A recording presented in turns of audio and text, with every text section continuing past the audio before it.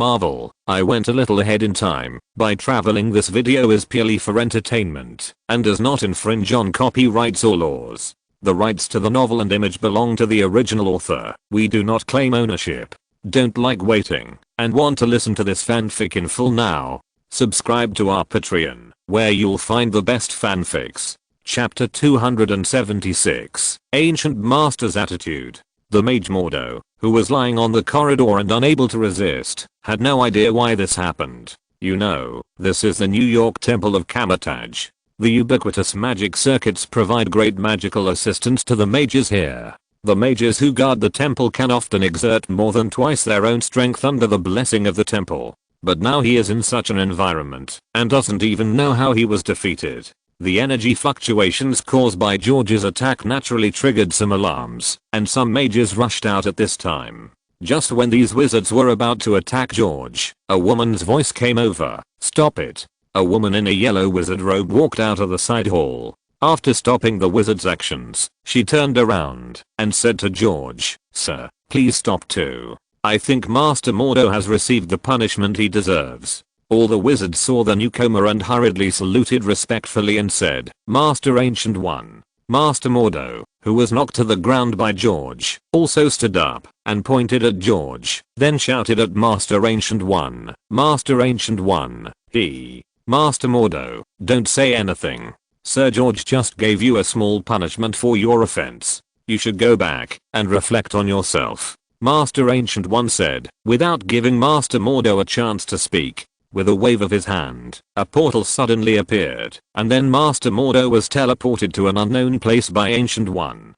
George smiled at the Ancient One and said, "Master Ancient One, there is no need to do this. I will not kill him." After hearing George's explanation, the Ancient One just smiled and said nothing. The Ancient One waved his hand again, and the scenery changed instantly. The two appeared in the tea house, where they met last time, and both of them were already sitting on the chairs. Master Ancient One is really amazing.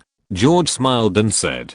In fact, when George stepped into the New York Temple, the Ancient One had already sensed George's arrival. The reason why he did not appear when George punished Master Mordo was that George estimated that the Ancient One also wanted to teach Master Mordo a lesson through his own hand. The Ancient One was also sitting opposite George, brewing tea leisurely, and then said, "Master Mordo is not a bad person by nature, but he is too persistent in some things. Facing people who are stronger than him, he also lacks the most basic respect. Master Mordo's stubbornness has reached the point of being possessed." George remembered that, because the Ancient One used dark magic to prolong his life, and Doctor Strange used the Time Stone to control time, Mordo believed that they all violated the law of nature, so he chose to part ways with them. In order to balance the law of nature, Mordo began to slaughter wizards wantonly. In other words, he was a magician who inherited Thanos' ideas, but unfortunately he did not have Thanos' strength. But in the final analysis, these are Camotage's family affairs, and George would not interfere in the boring way. "Please." The Ancient One pushed a teacup in front of George and smiled slightly. George picked up the teacup and drank it all, then said with a smile, "Not bad." Master Ancient One smiled and poured George another cup of tea, then said with a smile, "In fact, the speed at which your strength grows is what surprised me." George smiled and said, "It's just some adventures." Master Ancient One gently put down the teapot and did not mention anything about George's strength, but said, "I don't know, what is the matter with you coming to me this time?" George saw that Ancient One got to the point, so he said to Master Ancient One, "The son of Morpheus, the Lord of Hell, the witch heart demon ran away from hell. He is preparing to find the Saint Vanganza contract that was hidden by the previous Ghost Rider 150 years ago. Do you know about this?" "Then what?" Master Ancient One said lightly. "Then what?" George repeated Master Ancient One's words strangely, and then continued, "Master Ancient One, you and your ancient order have been resisting invasions from other dimensions. Aren't you going to take action this time?" What George meant by his words was, "Are you ready to lie down?" George remembered that it was still a long time before Ancient One retired. Could it be that this matter had changed because of this little butterfly of his? Master Ancient One smiled gently and said, "Do you think Wu Zinema will succeed?" George shook his head. "Of course, He didn't think Wuzinemo would succeed. Wuzinemo was a fool. He thought that a contract with thousands of souls could successfully kill his father Mephisto and control hell. That was too simple for Mephisto. If the contract was really so important, why didn't Mephisto appear on Earth and take it away when the former ghost police just got it? Mephisto probably wanted to use this contract to fish, to pull out the two-hearted betrayers in hell, and then catch them all in one net. All of this was just bait, but Mephisto might not have thought that it would be his own son who took the bait this time. If this matter spread to hell, it would probably be laughed at by the demons in hell for a year. No wonder Mephisto had the heart to order the killing of Wuzinemo. After all, such a foolish son would be used by others if he kept him. It was better to kill him himself. Master Ancient One, those souls were obtained by Mephisto. Is it really okay? George asked again. In fact, George also collected souls. In the Transformers world alone, George collected hundreds of millions of souls, and now all of them have turned into pure soul water and exist in the soul lake. When has this world ever lacked people with overflowing saintly hearts? Mephisto just enjoys the process of dragging the saints into the abyss of depravity. Ancient One shook his head and said, even if Mephisto gets those souls, at most he can open a temporary passage, which cannot last too long. George also understood why Master Ancient One did not take action. It is estimated that in the eyes of Master Ancient One, who is waiting to retire, with the time stone in hand, as long as the earth does not explode, there is no problem at all. However, George's purpose was not to care about the witch demon or the thousands of souls, so George asked again, I wonder if Master Ancient One is interested in fighting Mephisto again. Master Ancient One took a sip of the tea in the cup, shook his head and said, I'd better save my strength to deal with those clowns who jumped out. Forget about the meaningless battle. In fact, from the moment he saw Master Ancient One, George could feel the strong dark power in Master Ancient One's body. George estimated that, as long as Master Ancient One took action, he would not be able to suppress the dark magic mark in his body. After knowing Master Ancient One's attitude, George knew that he should leave, so he said goodbye to Master Ancient One. Then I won't bother you anymore, Master Ancient One. I will come to visit you again, when I have time. Master Ancient One nodded and smiled lightly, saying, I'm also very happy that you care about the safety of the earth. George did not speak, but smiled slightly, then stepped into the portal behind him, and returned to the Triskelion building. Please recommend, please collect, please vote for the monthly ticket. Chapter 277 Previous Generation Ghost Rider. George left a clone in the office, and returned to Texas. After George asked Starnet to investigate that Roxanne was still working at the TV station, he did not bother this woman. Because George knew that in the future, whether it was Hydra or the Witch Heart Demon, they would try to use Roxanne as a threat in order to control the Ghost Rider. Instead of competing with them, George had a better choice. George could first find the contract that both the Ghost Rider and the Witch Heart Demon wanted, and then no matter who wanted the contract, they would have to get George's consent. The contract was not difficult to find, of course. This was relative to George, a time traveler. Texas has too many barren and undeveloped wildernesses, and the land is vast and sparsely populated. The town of San Venganza is just a little known town in this vast land, and its sudden decline has also been concerned for a while. Later, there was a legend that the ruins of this town were a mass grave. The entire town was not known, whether it was due to plague or bandits. The townspeople died extremely miserably here, and their souls would never rest in peace. As soon as George stepped into a cemetery next to the town, he heard the sound of a shotgun being loaded. Looking across, he saw an old man in shabby clothes pointing his shotgun at him. Huh? 10. Who are you? His voice sounded like a broken bellows, and there seemed to be something blocking his chest. George looked around, and everything looked so desolate except for a cemetery and a dilapidated hut. He then turned his gaze to the old man opposite him and said directly, Curtis Lay. The latter sneered, and then said, there is indeed one here, but he died a long time ago, and was buried over there. As he said that, he pointed his shotgun to a certain place in the cemetery. George ignored the shotgun in the old man's hand, and smiled and said, Curtis Lay was once a Texas Ranger, a legendary ranger, but he loved money, and would ask for benefits, whether he was handling a case or on duty. In the end, he was imprisoned because of greed. Just when he was about to be executed, the Lord of Hell Mephisto appeared in front of him. Because of greed and desire for life, he signed a contract with the Lord of Hell Mephisto and became a Ghost Rider. At this point, George smiled at Carter Slay and said, "I'm right, Mr. Carter."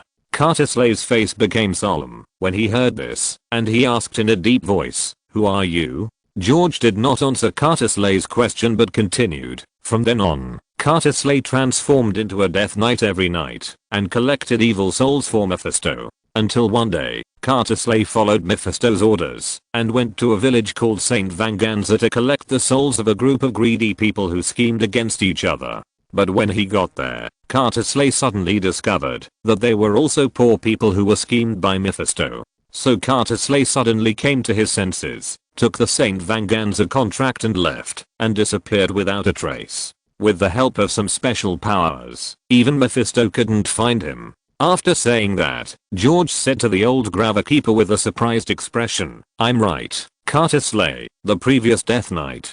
Carter Slay raised his shotgun again and said to George viciously, "No matter who you are, leave here immediately or I'll shoot." George smiled and said, "Mr. Carter, I haven't explained my origins yet. You're over 100 years old and still so irritable. This is not good. Get out of here," Carter Slay said coldly. At this moment, he had one finger on the trigger, as if ready to shoot at any time. George smiled and shook his head, then walked towards Carter Slay. The next second, Carter Slay suddenly found that he couldn't even move a finger. George walked in front of Carter Slay with a smile, took the shotgun in his hand lightly, looked at it, and then threw it aside. George then untied Carter Slay. Carter Slay, who had regained his freedom, looked at George uncertainly and said, "If you want to find that contract, I can't tell you." George smiled, and under Carter Slay's gaze, he slowly walked towards the dilapidated hut. Just when Carter Slay thought George would go into the house to search, George stopped at the door. He picked up a shovel that seemed to be placed casually by the door. Carter Slay's face changed drastically, and he stepped forward to snatch it. George looked back at Carter Slay, who had stopped walking, and said, "You hid well. It's quite unexpected. Who are you?" Carter Slay still couldn't believe that he was found in a place he thought was well hidden. Then he continued, "This contract will turn the world into hell. You can't take it away." "Oh, why?" George asked with a smile. "The thousands of souls in this contract will open the hell passage for the Lord of Hell Mephisto, and then he will come to the real world," Carter Slay said compassionately. George smiled lightly and said sarcastically, "Mr. Carter, if I didn't know your past, I would have thought you were a saint. By the way, do you remember how many souls you have collected for Mephisto?" For a moment, Carter Slay's figure was nailed there. George continued, "Mr. Slay, although I admire your prodigal side, I want to say that you are actually no different from the witch demon who ran to the human world. Both of you are idiots." Carter Slay clenched his fists, twisted his hips, and pondered for a long time. The wrinkles on his face and the messy stubble were piled up like a mess. Hiss. Whoosh. Carter Slay bit his two fingers and blew a sharp whistle. From somewhere in the distance, the neighing of a fierce horse came from somewhere, and the sound of the horse's hooves became clearer and more vigorous. It sounded like a rare good horse. More than 150 years ago, there was a mounted policeman in Texas. For revenge and freedom, he made a deal with the devil. From then on, the fire of hell was added to his body. He became an evil spirit, a servant serving the devil. Whoosh. A tall black horse stopped beside the Gravekeeper. Its skeleton was unusually thick, but it had very little meat. Its shriveled back and abdominal bones were prominent, as if only a piece of skin was left on a horse's skeleton. Carter Slay suddenly jumped onto the horse's back nimbly. The black iron hook in his hand shook. He pressed down the white cowboy hat brim and said seriously, "Stranger, let me see your strength. If you can't even defeat this old evil Ghost Rider, return the contract. Please recommend, please collect, and please vote for the monthly ticket." Chapter 278, The Witch's Heart Demon. Boom.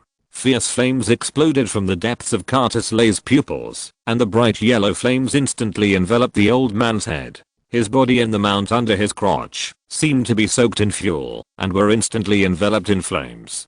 The flesh, blood, skin, and hair disappeared in the moment they were enveloped by the flames, and the originally old face turned into a skull burning with raging flames. At this moment, Curtis Lay looked very manic, with an evil spirit lingering around him. The fierceness in the skull's eyes was not concealed. The magical thing was that the flames all over his body did not burn any of his clothes. After the black horse Curtis Lay sat on was bathed in the fire of hell, it also turned into a flaming skeleton horse. The four hooves were wrapped in flames and trampled on the ground from time to time to leave burning marks. Bloody death. You are full of sins. Curtis Lay's voice became extremely harsh. George admired the magical transformation of the Ghost Rider and couldn't help but sigh. This kind of pain of burning in the flames. No wonder the Ghost Riders are very irritable, and those who can endure it are indeed extraordinary. But in George's opinion, that's all. The elemental demon Zatanus is the source of the power of the Ghost Rider in front of him. He is a demon, not a devil. Zatanus is a very ancient elemental demon, and one of the natives of hell. By the way, would George be afraid of the power of the element? Of course not. Besides, when it comes to the temperature of burning flames, George's thermal vision is much higher than the temperature of his body. The most important thing is that the rank gap between the two is a bit big. The Ghost Rider rushed over on horseback, his bone hoof stepped on the ground, sparks burst out, and his momentum was rumbling. One rider is worth 1,000. George naturally wouldn't indulge him. He simply punched him with a bang. Curtis Lay flew backwards with the flaming horse he was sitting on. The hut behind him collapsed instantly, revealing an angel statue enshrined in the house. Oh, I didn't expect you could still find this thing. No wonder you haven't been discovered for so many years. George said with a smile. There is a paradise in the Marvel world, but it was expelled thousands of years ago. It seems that Curtis Lay escaped the pursuit by relying on a blessed statue. Several bones of the skeleton horse were broken. Curtis Lay used the little energy in his body to repair the wounds of the black horse. The flames on their bodies began to dim. In fact, George could see that Curtis Lay was completely relying on the last bit of energy to maintain his immortality. Once the energy was used up, he would be close to complete death. George glanced at the skeleton horse that was trying to stand up, and a lightning bolt as thick as an arm instantly fell from the sky. Curtis Lay and the warhorse under him also lost their lives in the thunder. But the next moment, Curtis Lay and the warhorse under him quickly appeared again. This? Curtis Lay looked at his hands in disbelief. Mr. Carter, don't be surprised. I just resurrected you. But you only have 10 years to live, and you and your warhorse will die again in 10 years. This is the reward for your safekeeping contract, and enjoy the rest of your time. George said and turned away. Curtis Lay, who stayed in the cemetery, did not come back to his senses for a long time until the black horse next to him kept touching his head, which woke him up.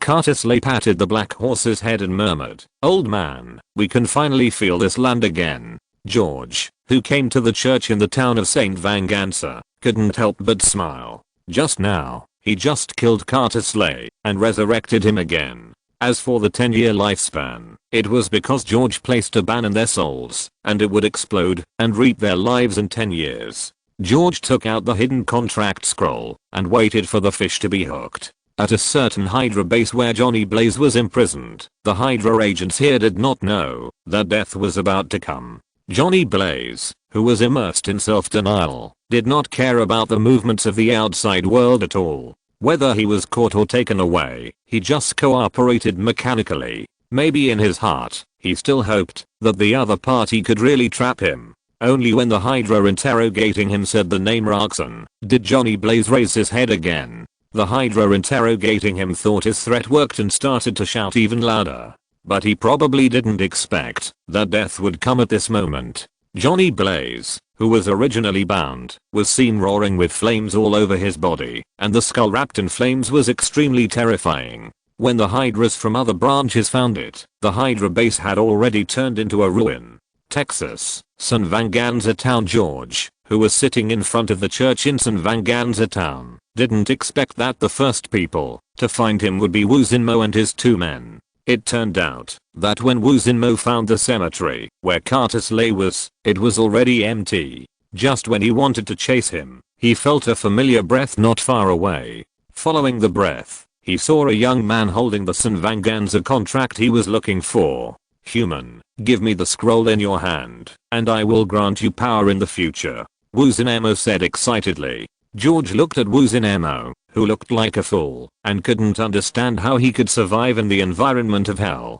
It was probably because Mephisto protected him too well. After all, Wuzunemo could actually be regarded as a clone of a trace of the original powers separated by Mephisto. When George found out that it was Wuzunemo who came, he sensed it a little bit, and when he didn't feel anyone else hiding around, he immediately felt relieved. Before Wuzunemo and his group found out, they had been wrapped in the mirror space. George looked at Wuzunemo and smiled slightly, saying, "Hello, Mr. Wuzunemo. Hey, do you know me?" Wuzunemo also came back to his senses from the excitement when he first saw the contract. Wuzunemo was just a little stupid, not without a brain. So when he saw that the other party obviously knew him, he dared to wait here, so the other party must have something to rely on. He secretly gave an order to his subordinates, Shuemo and Fengemo, and then looked at George again. But he found that the water demon who had received his hint to merge into the water in front of him didn't seem to move at all, and even the wind demon beside him didn't respond to his hint. "Who are you?" Wuzunemo asked with a frown. Looking at George's half smile, Wuzunemo knew that his two subordinates must have been tricked by him.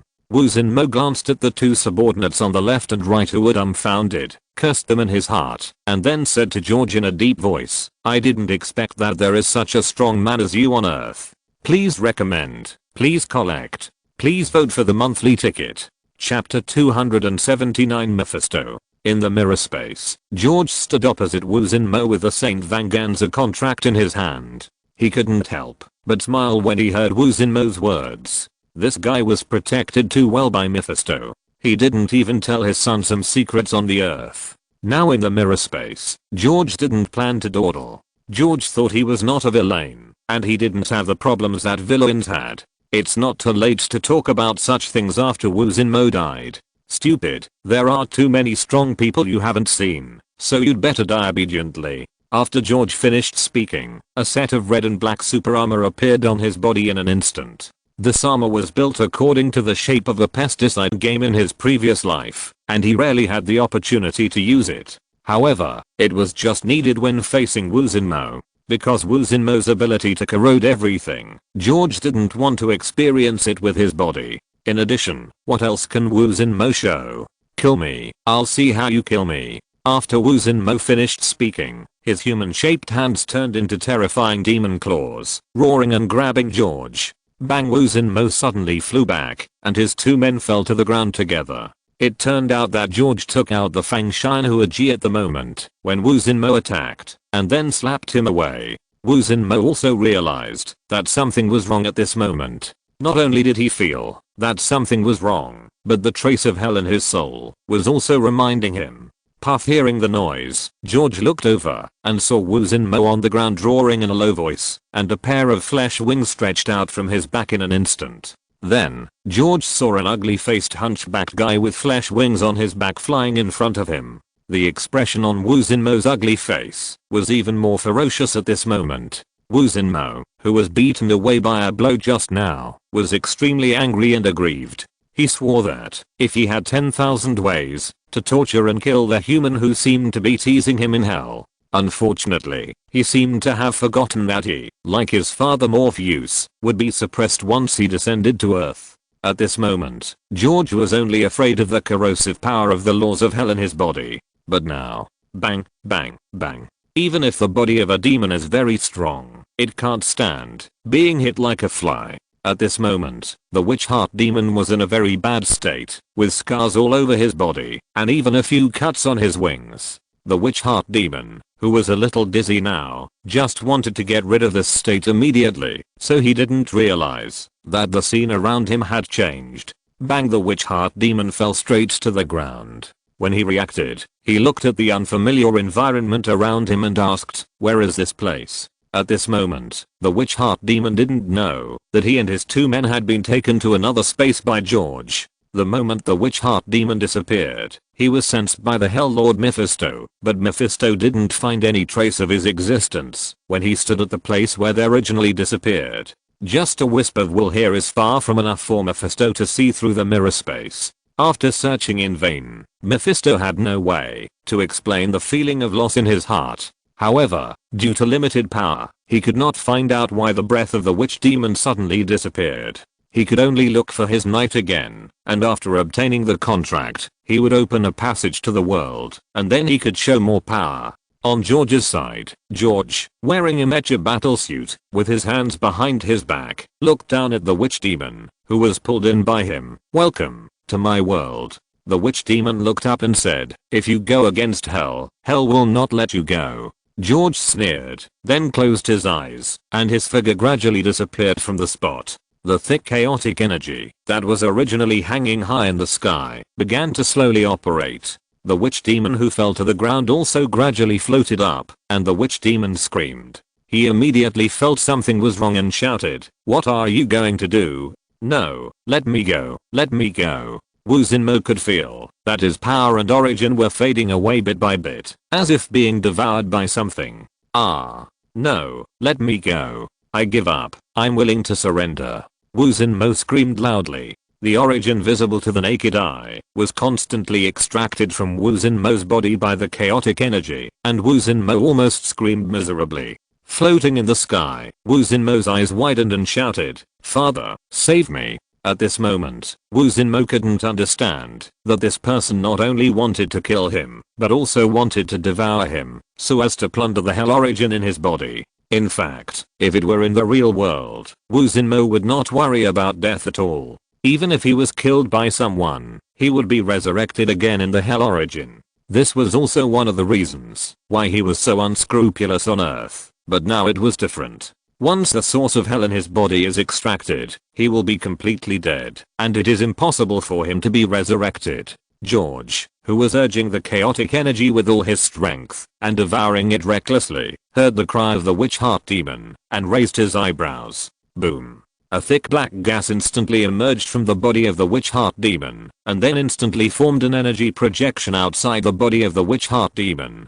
The witch heart demon looked at the great humanoid demon projected in front of him, and immediately became happy and shouted loudly, "Father, save me quickly." George's mind moved, and the chaotic energy rolled. "Ah. Father."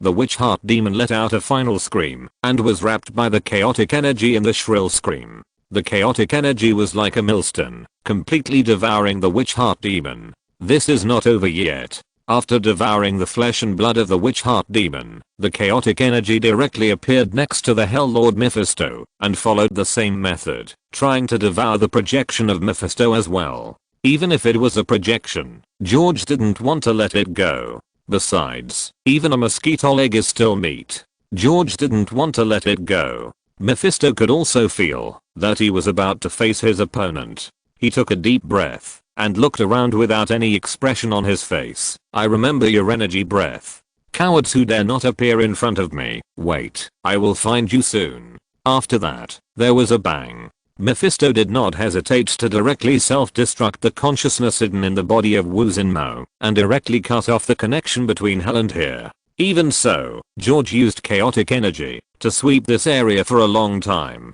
to prevent Mephisto from leaving any backup. As for places farther away, it doesn't matter, because George had completely blocked the surrounding space before. Wu Xinmo's original two subordinates were also swallowed by chaotic energy in the previous sweep. Unfortunately, their energy level is too low and can't reach the level of the law at all. For George, it is basically useless. Please recommend, collect, and vote. Chapter 280 Calculation.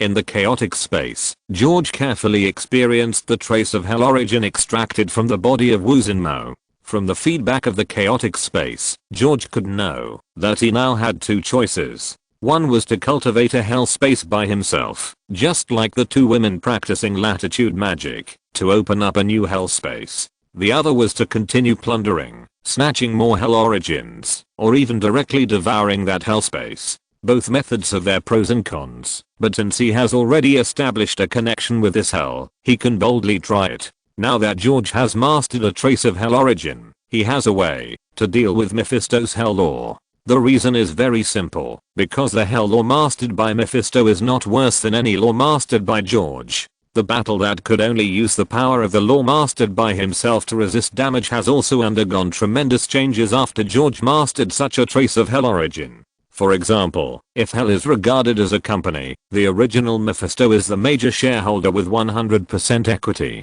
As he gave his equity to Wu Zhenmou, his control over Hell naturally decreased. Now that George has this trace of origin, he has the strength to challenge him. At the very least, if Mephisto wants to use the laws of Hell against him again, the damage to him will be greatly reduced. George's situation just fits that statement. Any power that cannot be defeated will become a ladder for him to increase his strength. On the stone platform of the church in the town of Saint Fangansa, a scroll slowly fell. The Saint Fangansa contract that Mephisto had worked so hard to make was now placed in the center of the ruined church ruins in the town, without any cover and within easy reach. Rumble. In the mirror space, George saw from a distance that a burning flame motorcycle slowed down and slowly drove through the deserted town of Saint Fangansa for hundreds of years. The Ghost Rider sat astride the Hell Chariot. The fireball in his empty eye sockets was extremely irritable. He twisted the handle, and the flames from the tires dragged a trail of fire on the ruins of the town.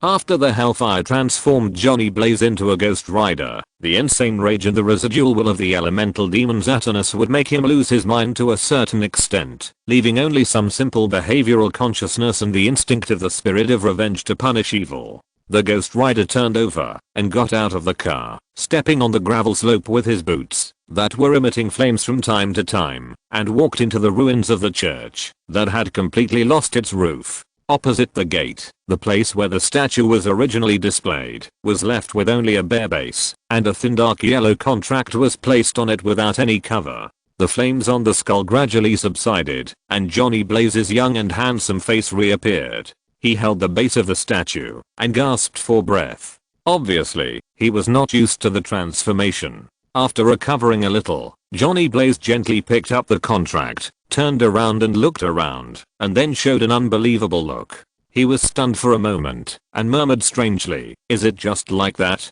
The terrifying Lord of Hell Mephisto found him again, threatened his girlfriend's life, and exchanged his soul for the contract. He turned himself into such a hideous and terrifying Ghost Rider, and painstakingly sent him to get the Saint Fangansa contract, and it was just so easy to get it? Could this be fake?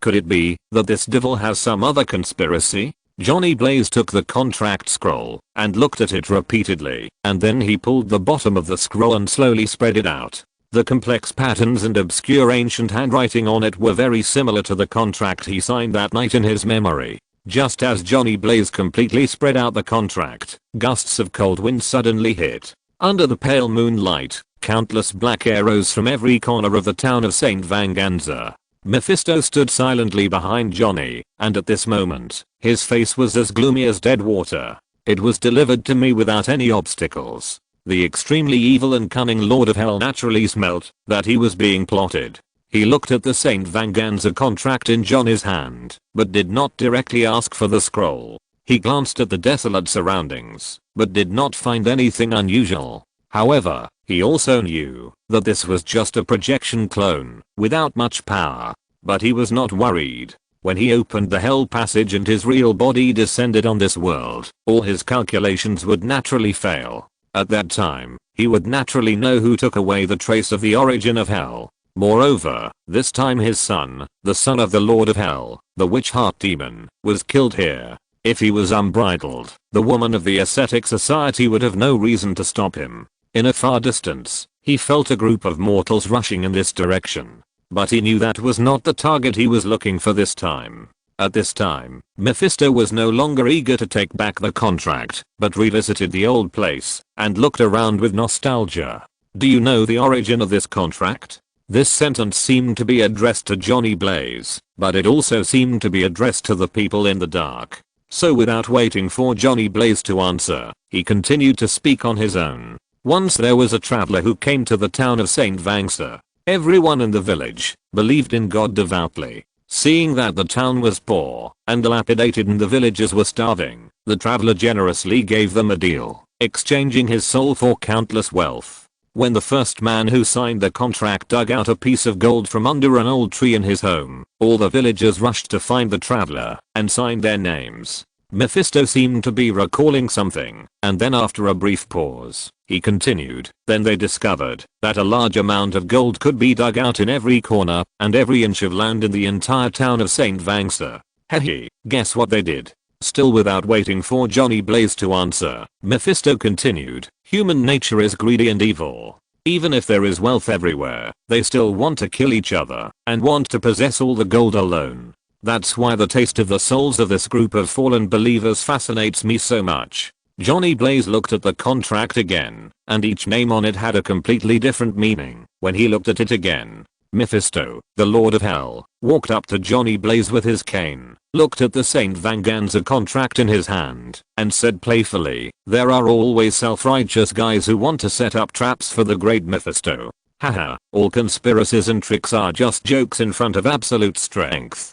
Take it, just hand it over to me, and I will fulfill my promise. Take back the spirit of revenge in your body, and never disturb your peaceful life. Please recommend, please collect, please vote for the monthly ticket. Chapter 281 Terror.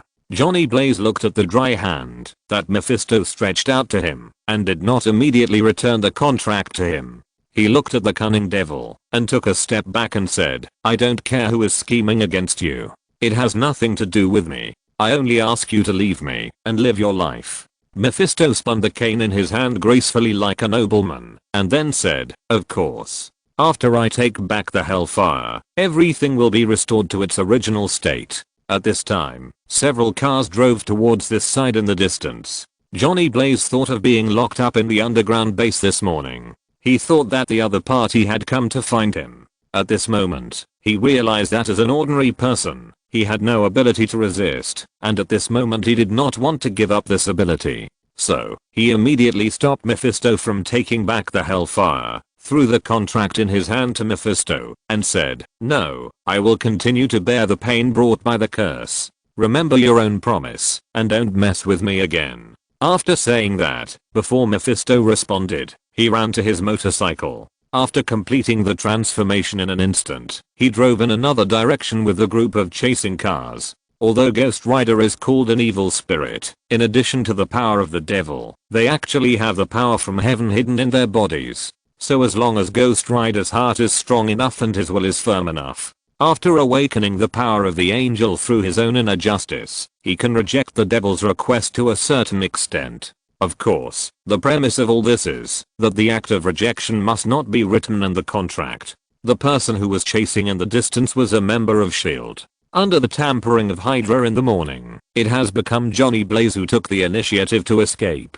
So at this moment, S.H.I.E.L.D. not only sent out pursuers, but also specially mobilized a satellite to follow the traces of Ghost Riders burning all the way, tracking Johnny Blaze's trail. As for how many Hydra agents are among the agents who came to chase this time, it is no longer important at this moment. For Ghost Rider, as long as there is a sinful person, he should be judged. Mephisto looked at the scroll in his hand, smiled, threw away the cane in his hand, and pulled open the scroll. Then, as he recited the ancient spell, all the evil spirits hidden in the town of St. Vanganza rushed into his body in an instant. Mephisto's skinny old man looked even weirder.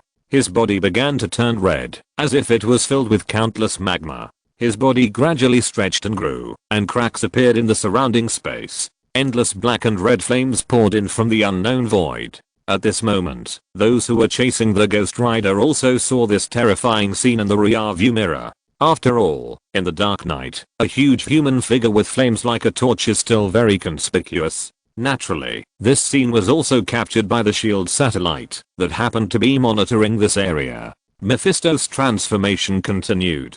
At this time, around the ruins of the town of St. Vanganza in the wilderness, pieces of broken transparent mirrors appeared in the entire space, and the scale was still expanding. The desolate ruins of the town of St. Vanganza were surrounded by the secret formation formed by George's clones, isolating everything inside and outside the space. This was to prevent Mephisto from escaping, and to prevent him from constantly extracting energy from the latitude of the earth. So after Mephisto's true body appeared, George immediately set up this isolation array. Various runes and lines of sparks combined to form a huge array that complemented each other. The huge space isolated was exactly the battlefield space that George prepared for him and Mephisto.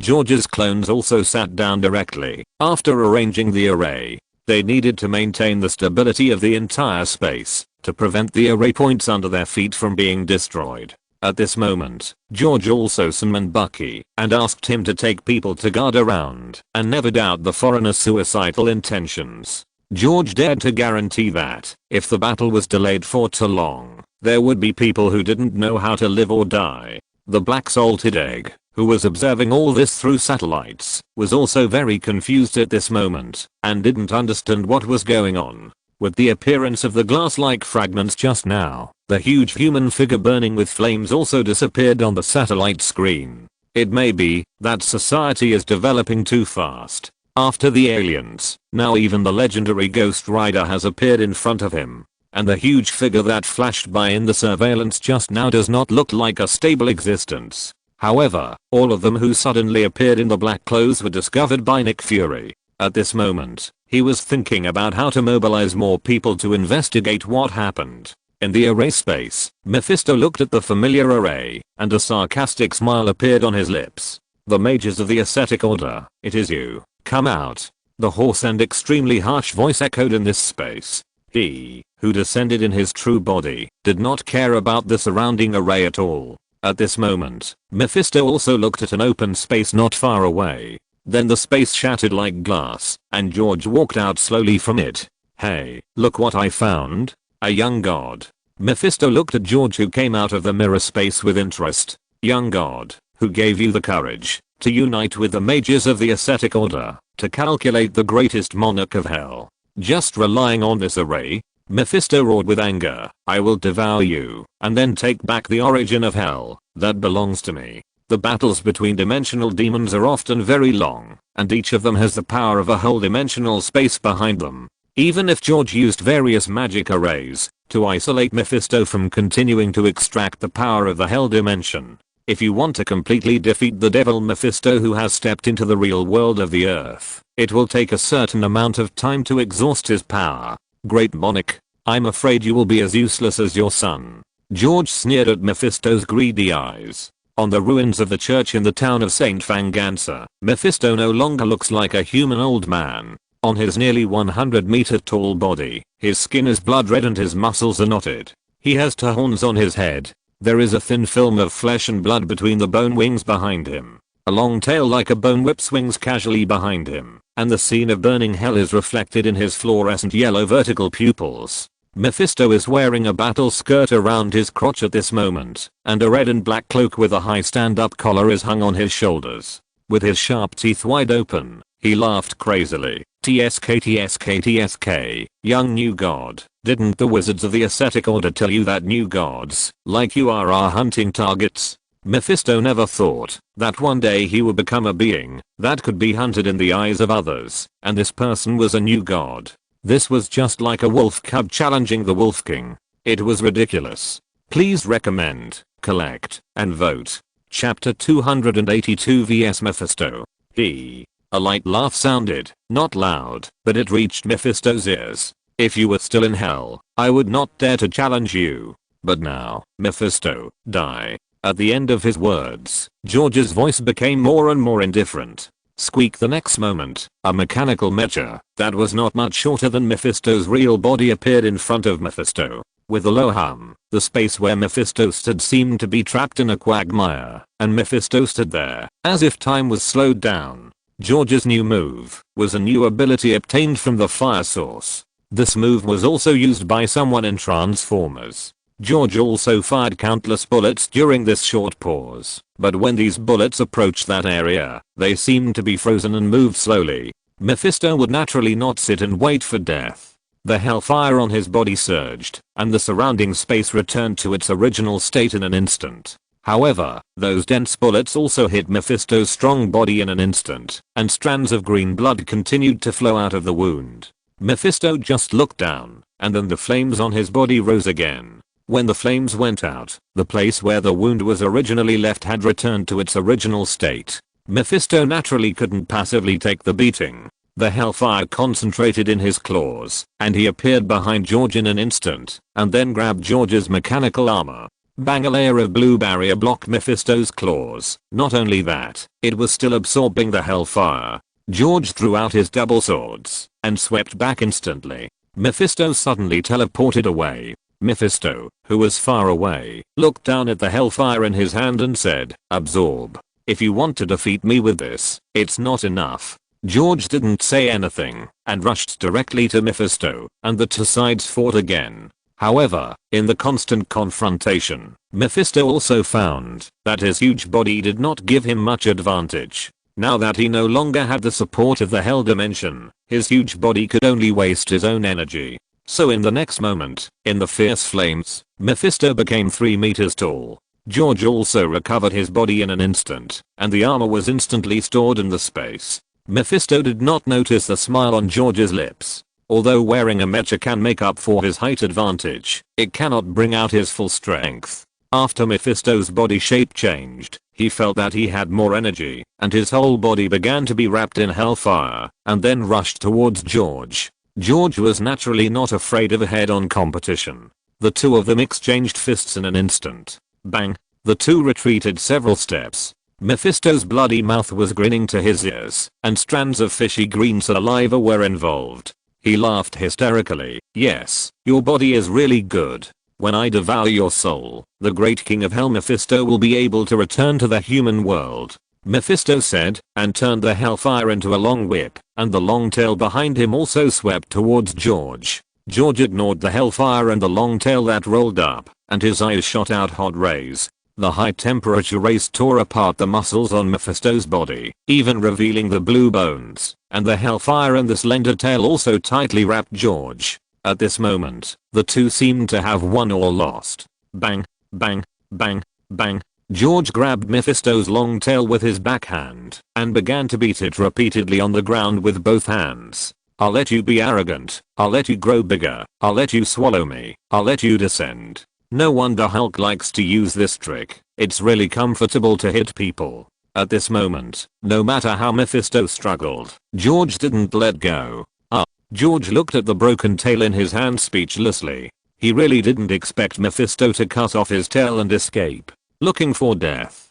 Mephisto was extremely angry at this moment, but he did see that this new god was difficult to deal with. In terms of attack power, he was not inferior to himself. The only way Mephisto could think of to defeat the opponent was to use his advantage of abundant energy to consume his physical energy. So soon the two sides fought again. This time Mephisto learned his lesson and did not give George any chance to catch him. That kind of fight was really a blow to his mentality. George and the Lord of Hell fought hand to hand. His body trembled and did not dodge Mephisto's surging black and red flames.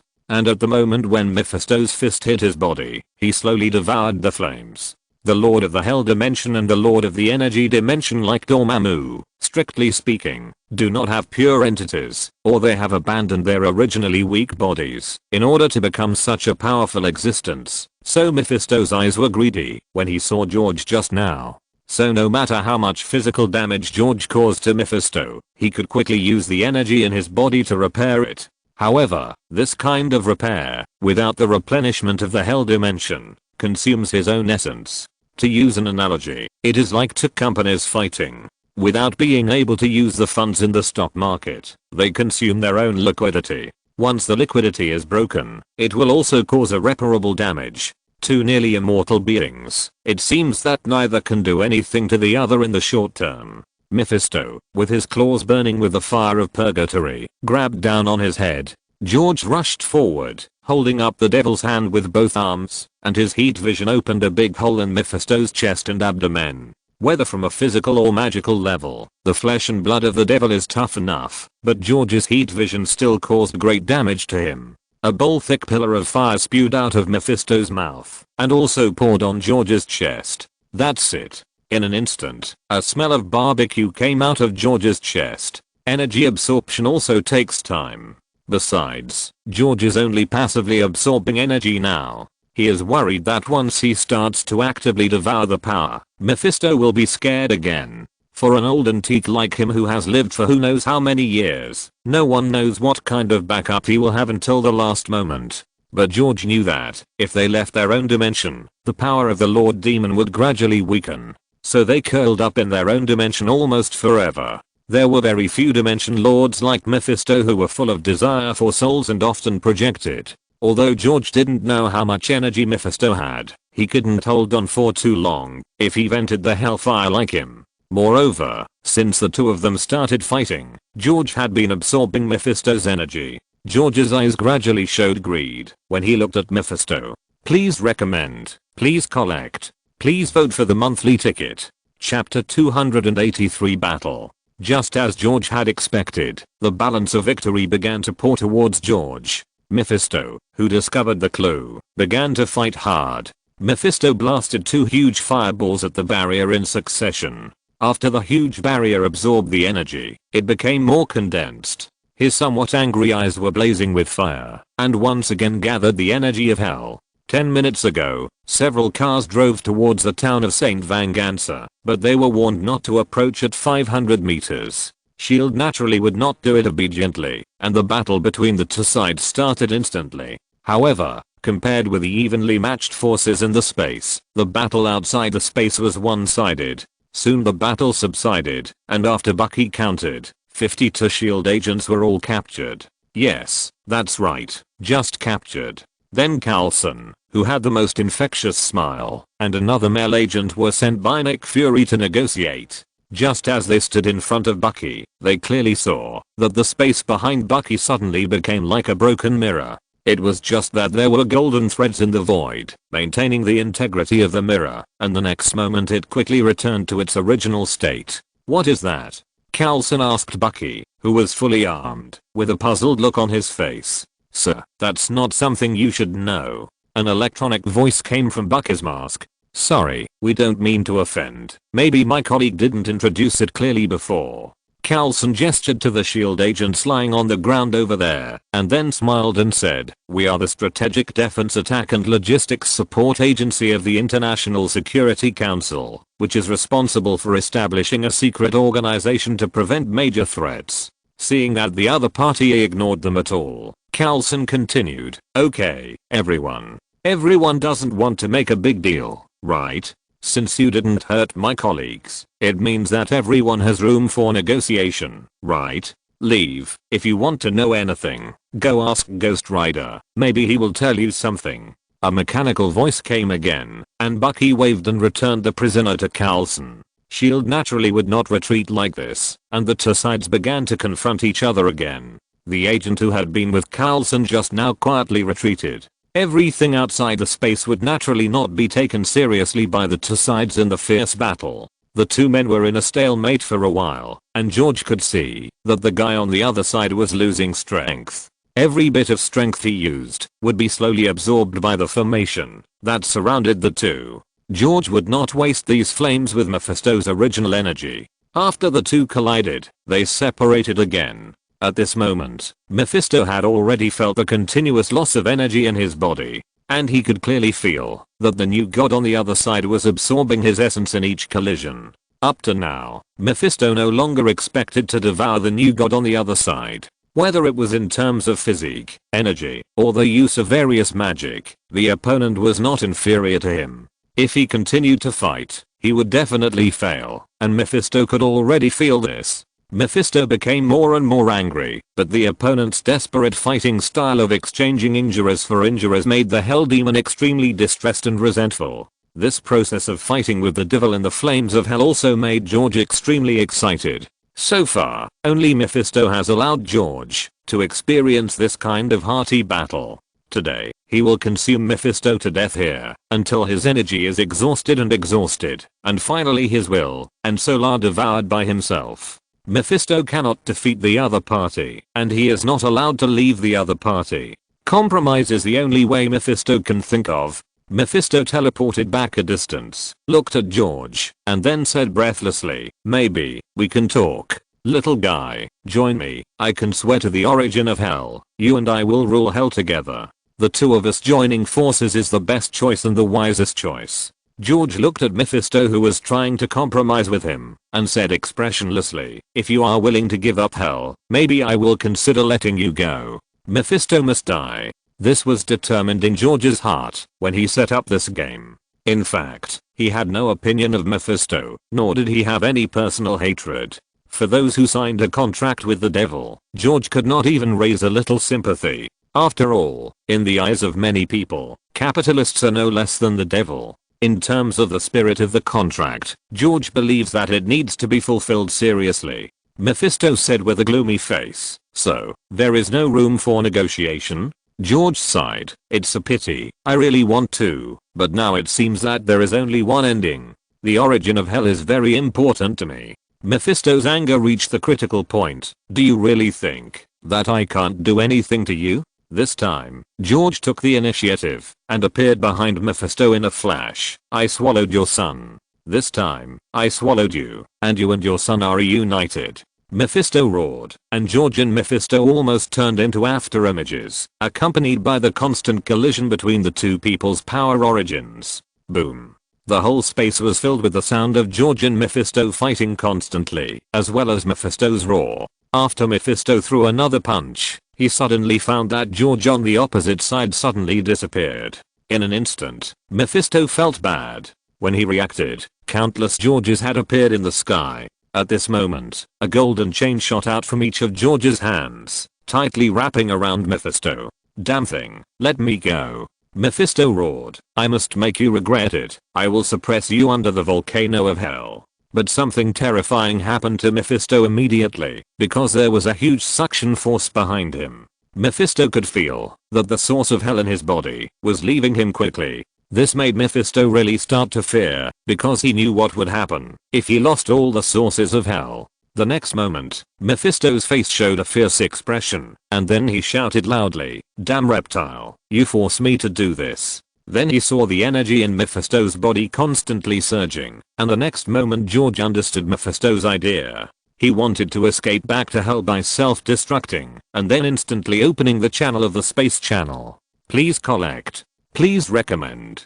Please vote for the monthly ticket. If you're listening to this novel on a channel other than Fanfic World, it means they downloaded and uploaded it without effort. We cordially invite you to visit our channel, Mundo Fanfic Novelos. There you'll find the original version of this story, and you can explore many other novels of various genres. We're waiting for you to immerse yourself in a world of incredible novels. Chapter 284, The Origin of Hell. George had guessed that Mephisto would use this self-destruction method to escape. This was also the reason why he had not pulled Mephisto directly into the chaotic space before. You know, the connection is two-way, and George didn't want Mephisto to leave any mark on his territory. And from the beginning, George was waiting for this moment. At the moment when Mephisto exploded, another time bullet hit him. Mephisto entered a short slow state again, and at this moment, George also entered the speed force state. At this moment, George began to use his devouring ability with all his strength. If Mephisto's hell source had a game health bar display, you could see that the remaining 60% of the source disappeared quickly at a speed visible to the naked eye. But he still didn't completely devour Mephisto before he escaped. Mephisto's body suddenly swelled like a balloon, and then collapsed towards the middle. George looked at the closed space channel, and showed a regretful look. In the end, Mephisto's soul and a small part of the source escaped into the hell dimension at the moment the space channel opened. But even so, George plundered nearly 80% of the source of hell. George looked outside, then took back several clones, and sent a message to Bucky. The next moment, George had returned to the castle. Outside the space barrier, Bucky did not delay. After receiving the message, after giving an order in the communication channel, he instantly opened a space channel in the surprised eyes of the SHIELD personnel on the opposite side, and disappeared in this area. After Bucky and others disappeared, Coulson immediately asked people to move forward. However, apart from finding a pair of huge footprints in the middle of the church ruins, no useful information was found. When Coulson returned to SHIELD and was about to report to Nick Fury, he saw that the agent who was with him before had just withdrawn from Nick Fury's office. After the two nodded and greeted each other, Coulson knocked on the door and walked in. "Coulson, have you found any clues about the other party's identity?" Nick Fury, who had already put on a blindfold, asked first. I'm sorry, Minister, we didn't find any usable information at the scene. But we found a pair of huge footprints in the ruins, and we are not sure what creature it is yet. Coulson thought for a while, then continued, but when I was talking to the other party revealed that Ghost Rider might know some specific information. Nick Fury thought for a while, then said to Coulson, the identity of Ghost Rider has been found out. After he regains his human form, find a way to communicate with him. Okay, sir. Coulson replied. After Coulson left the office, Nick Fury looked at the pager in the drawer, thought for a while, and closed the drawer again. It was not time to turn on the pager yet. In fact, before Coulson came in, Nick Fury had given up hope of finding the other party's identity because the SHIELD agent who accompanied Coulson before was transformed from a Skrull. He originally wanted to use the Skrull to find out the other party's identity, but it was unsuccessful. However, the way the other party disappeared made Nick Fury think of the Skrull corpse that suddenly appeared above his head that year.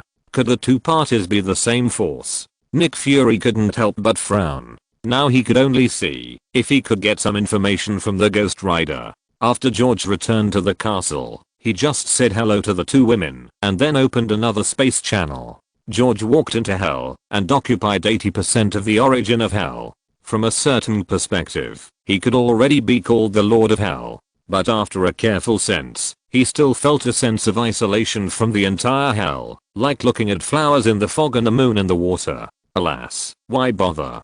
George said as he looked at the harsh environment in front of him. It turned out that the entire Hell latitude had already given birth to a kind of pan-consciousness. Just now, that pan-consciousness was resisting himself as the Lord of Hell. That is, the other party did not want to recognize himself as a non-Hell creature as the master here. This is a bit like George worked hard to get 80% of the shares of a listed company, but when he was about to take office, he found that the entire company was resisting him. And the moment he entered the company, George saw the surrounding environment and the ugly demons on the ground, and he also felt disgusted. Well, he and Hell are now in a state of mutual dislike. The next thing is simple. Since you don't welcome me, I will just withdraw my funds and leave. Mephisto, who had restored his body with energy, appeared in front of George again, and then laughed exaggeratedly. Haha, what do you think, young man? You didn't expect that. Even if you got the source of Hell, you still can't do anything to me. Stay in Hell, and accompany me in the future. George looked at Mephisto in front of him and laughed wantonly, and then George directly put his hand in front of Mephisto, as if he was deep in the water, and probed into the latitude of Hell. Huh? What are you doing? Mephisto was surprised, because he found that the entire source of Hell was slowly disappearing in an instant, which was something he didn't expect. For example, the source of Hell was originally a pool of water, and Mephisto owned 100% of it. After giving Wu Zhenmo 1%, it did not have any impact on Mephisto. After George, the new god, robbed him of 80% of the ownership again. Although Mephisto's share of the ownership decreased, the pool of water was still there, and did not change. But now Mephisto found that the pool began to leak, which meant that the Hell dimension began to be damaged. Not only did Mephisto start to worry, but even the pan-consciousness of the Hell dimension began to get nervous. What am I doing? I'm splitting up. Since the Hell dimension doesn't welcome me, I can't kill you for the time being, so I can only split up. George said while extracting the origin. Split up. Mephisto was stunned. The entire Hell dimension fell into a deathly silence after George's words fell. Can you still play like this? Is it so tough? Originally, whether it was Mephisto or the pan-consciousness, it was just to use the delay tactic. Because they knew that George couldn't stay in the Hell dimension like Mephisto. At that time, it actually made no difference whether George had that part of the authority or not. Now George directly flipped the table. In a word, I don't want to play anymore. Anyway, 80% of Hell is enough for him to create the vacancies needed for the chaotic universe Hell. Please recommend. Please collect. Please vote for the monthly ticket. Chapter 285 The Future Underworld. In the Marvel Universe, there are many Hells. Hell is usually represented by dimensions in the Marvel Universe, and each dimension has a lord who claims to be the Lord of Hell. The hell dimension occupied by Mephisto is just one of these hell dimensions. In addition to the hell dimension controlled by Mephisto, there are other dimensional spaces occupied by many demons such as the Three Palaces demon, Lucifer, Hades, etc. These hell dimensions are essentially independent of each other, but all hells have had a common master. He is Satan. Every hell lord has called himself Satan, but only for the throne of Satan. These hell dimension lords will not take the initiative to sit, because once you do so, it either means that your strength can sweep the hell lords of other dimensions, or it will trigger a collective attack by the hell dimension lords. Among these hell dimension lords, Mephisto is the most active one, and his strength is definitely one of the top among these demons. But now that George has taken away so much of the origin of hell, the impact on Mephisto and the entire hell will be absolutely huge.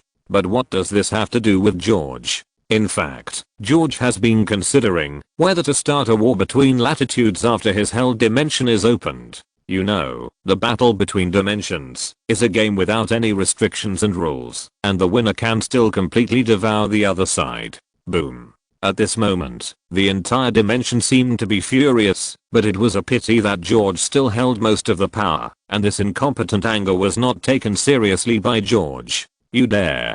George looked directly at Mephisto, whose face changed drastically, and laughed directly. It was you who broke the rules first, not me. Now even if you give up the entire hell as a latitude, I don't want it. George's body and the chaotic space started the swallowing law together, and the swallowing power was directly unfolded in the hell dimension source pool. The hell source used George as a bridge to flow into the chaotic space more quickly.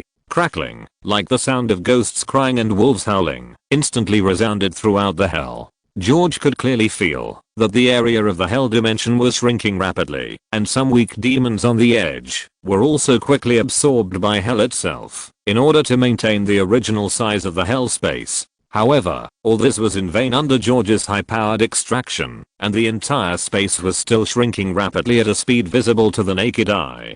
Mephisto also felt the drastic changes in hell, and he roared, "It's you. It's all you. All this is your fault. Damn guy. I want to eat you. I must eat you." Unfortunately, these were just impotent rage in George's eyes. With the devouring law fully exerted, Mephisto now dared not approach him. Boom. The hell dimension itself was angry again, but it did not let the countless hell creatures attack itself, but sent a message. It means that it is willing to split the hell origin belonging to George, but it cannot extract it forcibly like now. It hopes that George can proceed slowly, preferably over 1,000 years, to slowly extract it. However, George did not agree to this proposal, or only agreed to part of it. "I can slow down the swallowing speed, but I only give you 10 years, so you should prepare quickly." After saying that, George ignored the words of the pan-consciousness of hell and Mephisto. After separating several clones to warn himself, he closed his eyes and began to slowly absorb the origin of hell.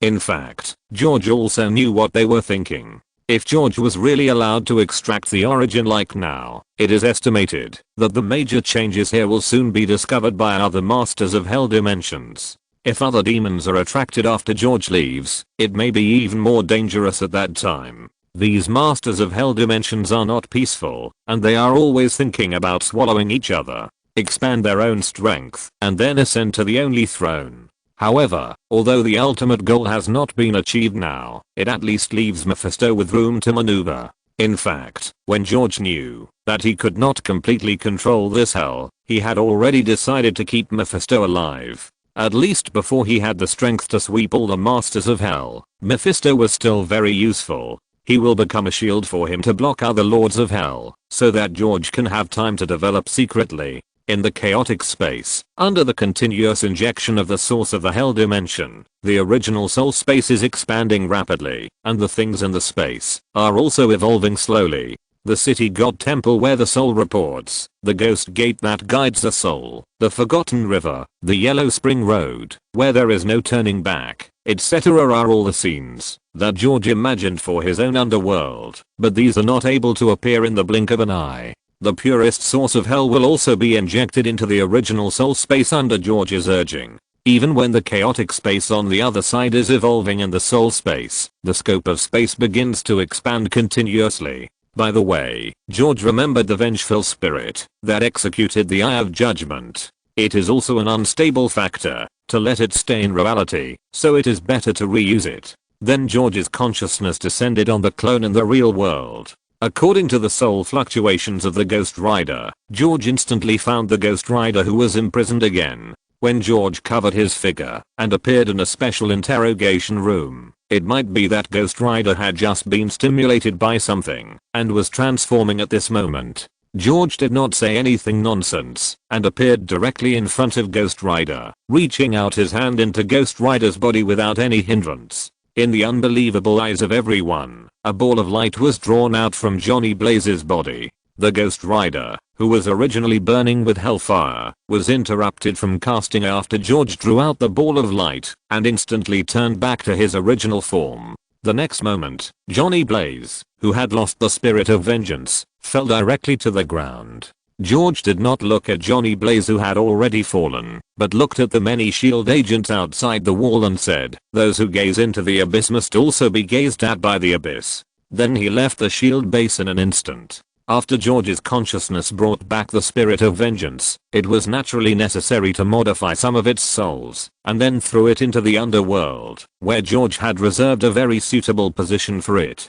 Please recommend, collect, and vote for the monthly ticket. Chapter 286 The Invasion Begins. In the office of Nick Fury of S.H.I.E.L.D., Nick Fury was repeatedly reviewing the video footage of the previous interrogation. With the powerful information capabilities of S.H.I.E.L.D., Johnny Blaze did not hide for too long. He was soon invited to a secret base again. This time, in order not to overstimulate the other party, S.H.I.E.L.D. did not plan to use force. Because, for Nick Fury, who was in urgent need of talents in this area, Ghost Rider was already one of his prepared heroes. Nick Fury never expressed any concerns about whether he could control this monster. As long as Ghost Rider still had weaknesses, it would definitely become a sharp blade in his hands, which was not difficult for Nick Fury, who liked to play with people's hearts. All this was originally developing in a good direction, but the sudden appearance of the mysterious man interrupted all his fantasies. According to the examination of Johnny Blaze, after he woke up, Johnny Blaze had completely lost the ability to transform into Ghost Rider. In other words, Johnny Blaze at this moment had completely lost his meaning to S.H.I.E.L.D. It's just that some of the things Johnny Blaze told Nick Fury before also let Nick Fury see a corner of the world. Who would have thought that Mephisto, the Lord of Hell, really exists? But more questions arose in Nick Fury's mind. What happened after Mephisto appeared? Did the group of people reach some evil plan with the terrifying Lord of Hell? Why didn't the Skrulls he sent over find any information? If the evil forces on the mysterious side suddenly make trouble, how should he prevent it? These questions kept flashing in Nick Fury's mind. In the final analysis, there are only two aspects of the matter. One is that he needs to control some mysterious side forces, and the other is that he needs more sources of information. In addition to Johnny Blaze, who has no ability on the first mysterious side, Nick Fury knows that there are many such forces in Europe. It's time to contact them. Then he looked at the second question he wrote down. It seems that it's time to take a trip to Europe. Nick Fury suddenly thought. George, who was extracting the origin in Hell, naturally didn't know that Nick Fury started to make trouble again. Brixton, London, England. In a coffee shop, Nick Fury saw Talus, a Skrull who had transformed into an ordinary human form, as soon as he opened the door. "Hello, Fury. You are a rare guest." Talus behind the bar greeted Nick Fury, who was approaching. "The world is not peaceful, and I don't have much free time." Nick Fury pretended to be helpless. "You know, Fury, although we have accepted some compatriots, we will report to you regularly," Talus said to Nick Fury. "Of course, old friend, it's just that I may need to talk to more spies," Nick Fury said. "Whatever," Nick Fury said casually. Talus picked up a pot of freshly brewed black tea and poured a cup for Nick Fury. After pushing it to him, he continued, "Fury, not all Skrulls are suitable to be our spies. After the massacre by the Kree, most Skrulls just want a stable living environment. Of course, it is unknown how many of these words are true." Nick Fury took a sip of the black tea, then said, "Yes, so after you followed Danvers around the universe, you came back to find me, right?"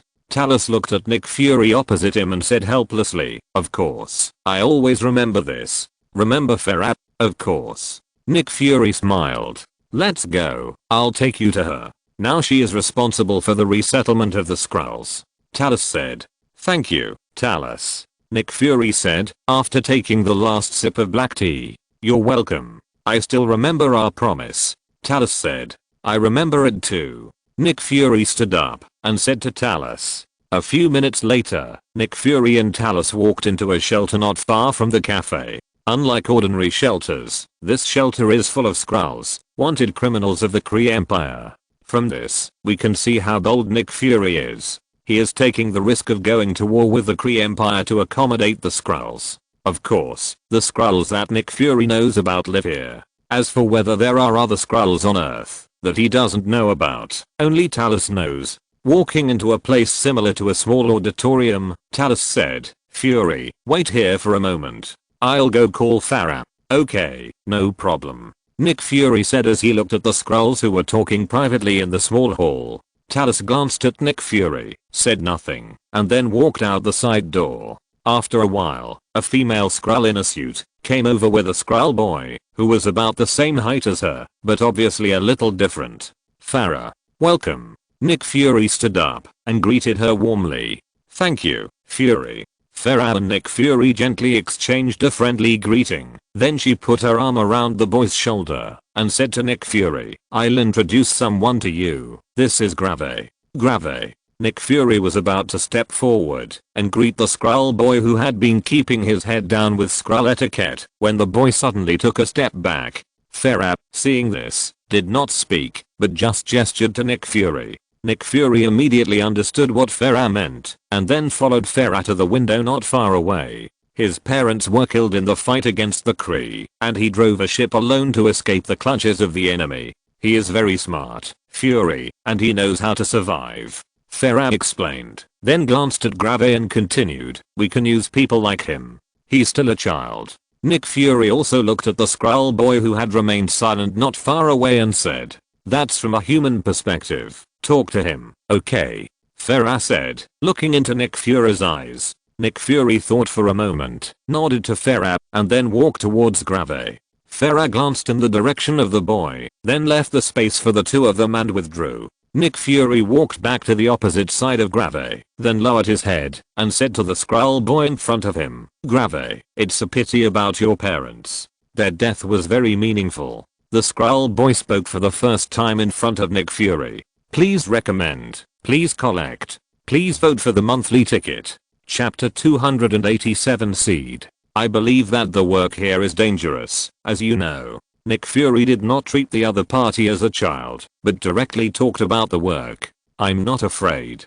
Grave immediately raised his head and looked directly at Nick Fury. At this moment, Nick Fury saw determination and hatred in the eyes of the Skrull boy. Of course, in Nick Fury's view, it was normal for a child whose parents had just died at the hands of the Kree to have a hateful look. Nick Fury nodded and then said, "I can see it." Nick Fury once again made a friendly gesture to Grave. This time Grave did not dodge and gently touched Nick Fury's forehead. Soon, all the Skrulls were gathered together, and Talos, as the leader of the Skrull, gave a speech first. "Thank you all for joining me. It's been a tough journey. We went looking for a home, but we only encountered violence and hatred. We all lost our relatives and friends, and even everyone around us. Our entire family is scattered across the galaxy, but there is a reason why you all bravely came to Earth."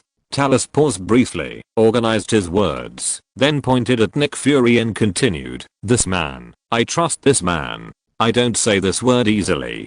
Talos looked at Nick Fury on the side, and Nick Fury knew it was his time to perform.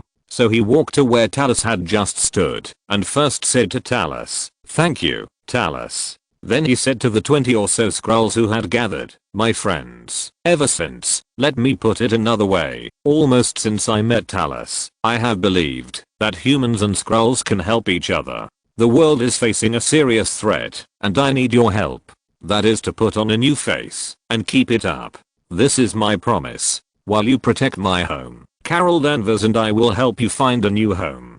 Finally, Nick Fury looked at the Skrulls opposite and asked seriously, who is willing to take the lead. After Nick Fury finished speaking, Talos' wife Soren turned into a woman with shoulder-length hair and stood up first. "Thank you, Soren." Nick Fury immediately thanked Soren. Talos also cast an encouraging look at his wife. After Soren retreated to his children, Nick Fury said to Talos and Soren's children, "Your mother is very brave, Jaya." Then, under the encouraging eyes of Nick Fury and Talos, all the Skrulls stood up and turned into ordinary humans. Nick Fury assured all the Skrulls who were willing to join him, "If you keep your promise, I will fulfill it." Obviously, at this moment, Nick Fury made a promise to all the Skrulls that he could never fulfill. In fact, there are countless abandoned or undeveloped planets in the Milky Way, which are very suitable for Skrulls to live. The Skrulls have special bodies, and the radiation that is unbearable for humans will not have any effect on them at all. The fundamental reason why they cannot gain a foothold in the Milky Way is the pursuit of the Kree Empire. This is a problem that cannot be solved by Carol Danvers' personal ability because she cannot protect the Skrulls forever. So how can a small Nick Fury solve a problem that even Carol Danvers cannot solve? However, it may be that Carol Danvers' strength gave Nick Fury great courage to make this slightly absurd promise. Perhaps Nick Fury did not expect that in the original timeline, just because of his illusory promise, how much damage would be caused to the Earth. At this moment, in this room, in a corner that no one noticed, everything that happened here has been recorded in detail. Time flies, and in the blink of an eye, 10 years have passed in the Marvel world. George's body has been staying in the Hell latitude for 10 years, slowly extracting the source of Hell. In the first few years, George often let his consciousness descend on his clone to check the dynamics of all aspects of the real world. However, when there was only 40% of the source of Hell left, George could not help but start to be on guard. Because now Mephisto and George have the same source power again. And Mephisto also has the pan-consciousness of Hell as a helper. Therefore, George needs to guard against them launching sneak attacks on him at any time. In the last 2 years, George did not slack off at all. However, what George was prepared for did not happen. Mephisto did not appear in front of George until George was about to leave the Hell latitude. George, who turned around and left the Hell latitude, did not notice that Mephisto walked out of the space with a gloomy face the next moment after his figure disappeared. Back to the real space, George spent a few days with the two women and went to the Triskelion building to retrieve his clone. A lot of things have happened in the past 10 years. The biggest impact on Marvel may be that on December 31st, 1999, Tony Stark met Mayor Hansen and Aldrich Killian at the New Year's Eve party in Bern, Switzerland, and learned for the first time about such a magical substance that can strengthen species. However, the Extremis virus was only a prototype at the time and was not stable. Then Tony Stark played a trick on Killian, making him mistakenly believe that Tony would invest in his research and let him stand on the rooftop of the building for a night. Tony didn't know at the time that he had created an enemy for himself. There is also the birth of Hulk. After more than 10 years of research, the military's super soldier program has made some progress. General Thaddeus Ross recruited Bruce Banner, a nuclear physicist from Calfa University, as the lead scientist for the project. In the experiment, Bruce thought he was the target of the experiment, but he thought he was making a serum to prevent radiation poisoning, so he chose to use gamma rays instead of the Vita rays used by Stark in the original 1942 experiment. This caused his body to absorb a huge amount of gamma rays, and another extremely powerful individual appeared in his body, and the Hulk was born. Of course, there are some major events, such as the 911 incident, which was quite sensational in the previous life, and it still happened in this life. Because of this incident, Pierce of S.H.I.E.L.D. was held accountable and resigned as director, and Nick Fury became the new director of S.H.I.E.L.D. Finally, Alexander Pierce was rehired by Nick Fury as a special advisor to S.H.I.E.L.D., responsible for communicating with the Security Council. There are also things like the opening of the world's first Cretaceous dinosaur park, the birth of Jai Rang's daughter Sky, etc., which are not particularly important in this world of clouds and treacherous. George knows that with the birth of Hulk, and what happens to Playboy Tony Stark next year, a new era is about to begin. Chapter 288 Banquet. 2007, Manhattan, New York, was brightly lit at night. A grand cocktail party was being held. The hotel was crowded with reporters who wanted to interview hot news, and of course there was no shortage of beauties who hoped to be picked up by a guest and brought to the cocktail party. This cocktail party was held by Heir in the name of the star group, and Heir held this kind of banquet every year. Unlike previous years, George personally attended the banquet this year. So this year's banquet was more upscale, and the people who came to attend the banquet were all the top upper class people in the United States. Every guest who received an invitation to attend the banquet would cause a sensation among the outside crowd when they appeared. When a supercar appeared, the reporters immediately turned their cameras to it, because all the reporters recognized that this was the supercar of Justin Hammer, the boss of Hammer Industries. Hammer Industries is the third largest military industrial enterprise in the United States. Although it is a third-generation military industrial enterprise in the United States, it is actually incomparable to Star Industries and Stark Industries, because Hammer Industries itself can be said to have no development capabilities at all, and it only relies on the huge basic military orders from the military to survive. That is, to make ordinary aircraft, tanks, guns, and ammunition to earn some hard-earned money. But even so, it is very remarkable for Justin Hammer, who is only in his 20s. Even compared with other companies with strong autonomy, the entire Hammer Industries is just an industry controlled by the military. In fact, Hammer Industries is also a representative pushed out by the military to avoid being overly controlled by other military enterprises. Just like Stark was pushed out to compete with the military industry controlled by George. But for this so-called third largest military enterprise, neither George's Star Industries nor Stark Industries took Hammer Industries seriously. Justin Hammer got out of the car and immediately aroused cheers from a group of scheming women around him. But their thoughts may be in vain, as Hammer's female companion has already gotten out of the car. Hammer did not let reporters take a few photos like the previous guests, and then walked into the banquet hall. Instead, he stayed at the entrance of the hotel for a long time, which made the reception staff at the entrance couldn't help but complain in their hearts. All of this was seen by George, who was standing at the top of the hotel. Heir stood respectfully beside George and saw all of this. But compared to George's indifference, Heir frowned unconsciously when she saw Hammer's performance. It was not until an Orwell appeared that it attracted the attention of all reporters and people around, and the sensation caused by the guest's appearance reached a peak. Although the Orwell is not the top luxury car, it looks a bit shabby compared to the cars of many guests who came today. But when this car appeared, no one would think how low-end this car was. There is no way. Who makes this person like this kind of car? A proud, uniquely charming man with a mustache got out of the car. He waved to the crowd and immediately caused screams. His popularity was even more enthusiastic than the most famous Hollywood star. Haha, this guy really looks like his father. George chuckled when he saw the person coming. Yes, boss. Now some people say that our Playboy magazine has become a professional magazine for choosing his bed partner. Heir complained. Haha, his father was the same back then. Of the 12 girls in a year, 13 were related to Howard Stark, and he didn't settle until he married Mariah. George said with a smile. As for why there were 13 people, it was because the cover of one of the issues was a pair of twins. Yes, the person who just got off the Audi was Tony Stark. Just like the Titan Thanos said, Tony is definitely a person cursed by knowledge. As a genius, he not only has a legendary father, but also inherited the weapons empire left by his father, Stark Industries. But the reason why he is so popular is that he is a super rich man and a playboy. His appearance represents gossip. Mr. Stark, welcome to your arrival. Mr. Svent will be very happy to see you. The person in charge of the cocktail party came over to greet him in person. Really? The banquet is held every year, but I have never seen him show up in person. Tony complained. The person in charge was a little embarrassed after hearing this. There were some things Tony could say, but he couldn't say them. He could only smile awkwardly beside him.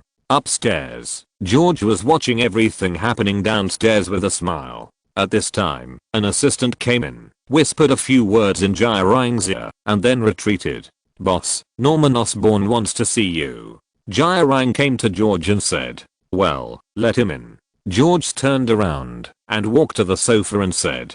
Jairang signaled to the security guard at the door, then walked to the other side and poured 2 glasses of wine in person. Soon, Norman Osborn walked in under the guidance of others. "Sir, it's a great honor to meet you." Norman Osborn, who looked much younger than in the original timeline, walked up to George and said respectfully, "Norman, long time no see. Why didn't I see you bring little Harry here?" George said with a smile, "Thank you, sir, for your concern. Harry was taken on a trip by my father." Norman explained. "Well, is your father's health okay?" George asked. "Yes, it's all your credit that the Osborn family got rid of the family curse," Norman said gratefully. "No need to say those words of thanks, Norman. I heard that your group has taken over the military's experimental contracting project?" George asked. "Yes, sir." Norman didn't know what George meant, so he didn't say much. "Well, there should be some problems with the Richard Parker couple you recruited. You should pay more attention to it," George reminded. "You know, George is also the second largest shareholder in Osborn Industries, although George has never interfered with the decision making of Osborn Industries. However, George doesn't want to accept that kind of betrayal. But George only said this about the Parkers. He believes that Norman, as a qualified businessman, should know how to deal with these things. In this life, George has solved the family genetic disease for the Osborn family, and Norman no longer has the need to take risks to experiment on himself, so the Green Goblin is destined not to appear in this life." Next, the two chatted some more, and Norman Osborn withdrew. As soon as Norman walked out, Bucky walked in. "What's wrong, Bucky?" George looked up and asked. "Boss, Natasha wants to find her family." Bucky came up and said, "Family? Did you find something?" George asked with a chuckle. "Please recommend, collect, and vote for me." Chapter 289 Black Widow. "Yes, boss. Recently, an assassination organization composed of women appeared in Europe. Natasha saw the Red House's tactics when she was carrying out the mission there. Sorry, boss, Natasha didn't mean anything else. She just missed her family." Bucky immediately explained to George. "It doesn't matter. A kind and righteous Natasha shows that we are not wrong about her, right?" George said with a smile. "Does she know the deeper information?" "No, she doesn't have the authority to access the information database, so Natasha doesn't know the specific information of the Red House." Bucky replied immediately. "Well, let her investigate it herself and see how far she can go. I believe that a strengthened Natasha should be able to solve the Red House. This is also a gift left for her, isn't it?" George said with a smile. "Yes, boss," Bucky said happily. Bucky has trained many people over the years, but only 2 people are most valued by Bucky. One is Hawkeye Clinton, who was raised since childhood, and the other is Natasha. It seems that you still care about this student, but since you have taken action, do it beautifully. You should watch her secretly and don't make too much noise," George said. "I understand, boss," Bucky replied with a smile. "Don't be happy too soon. Unless her life is in danger, you are not allowed to take action. Do you understand?" George ordered. "Yes," Bucky agreed seriously. "Well, go." George waved his hand and said. Jairang next to him looked at the time, then bowed her head and said to George, "Boss, the time is almost up. You can go down. Let's go. Don't let the guests wait anxiously." George stood up with a smile. Accompanied by Jairang, George came to the banquet hall. Amid warm applause, George walked into the crowd. However, what George didn't expect was that he felt a cold breath as soon as he entered the banquet hall. George glanced at the female companion of one of the guests, then said a few opening remarks, and returned to the room upstairs. Next, George met with Tony and a few other people alone. But they were just polite words, and they didn't talk about any business matters. After everyone left, George called the security personnel and took out the guest list for this banquet. "What's wrong, boss?" asked the security under his command. "Nothing. I encountered something interesting," George said with a tablet. According to the information, the other party was the boss of a biotechnology company, and there was no record of the female companion. George just kept these contents in mind, and when the time was almost up, he left the banquet. On the other side, after Bucky agreed, Natasha also began to prepare. Sitting on the plane to the UK, Natasha began to recall. Natasha was very curious about the force she joined. However, when she knew that her instructor was the Central Defender Barnes who was still on display next to Captain America, things began to develop in an incredible way. During the training, she saw countless advanced equipment that only existed in science fiction movies. Can you imagine what it would be like to have hundreds of people in a base, each with the strength of Captain America? Natasha has seen it with her own eyes. Who established such an organization, and what is his purpose? Natasha, who came out of the Red House, has always been curious about these things. Interestingly, such an organization that seems very powerful to Natasha, she has never heard of it in the outside world. It was not until she participated in a mission that she began to know more about this organization. This organization can be seen in many terrorist incidents, but they are all positive images. Natasha has also had more identification with this organization during these years of training. In a flash, Natasha has been taken out of the Red House by Bucky for 12 years. In these 12 years, she often thinks of her sister who performed undercover missions with her. Not long ago, during the mission, she met an opponent. From the opponent's actions, she saw the shadow of the Red House. Natasha, who thought she was ready, wanted to find her sister this time. According to the traces left by the opponent last time, Natasha has been tracking an apartment in the UK. Through surveillance, she finally watched the opponent's action throughout the whole process. The all-female action team acted cleanly and neatly, killing with one blow, without giving the target any chance to resist. In Natasha's view, this was a standard Red House operation. However, when she was about to continue tracking, she was discovered by the other party.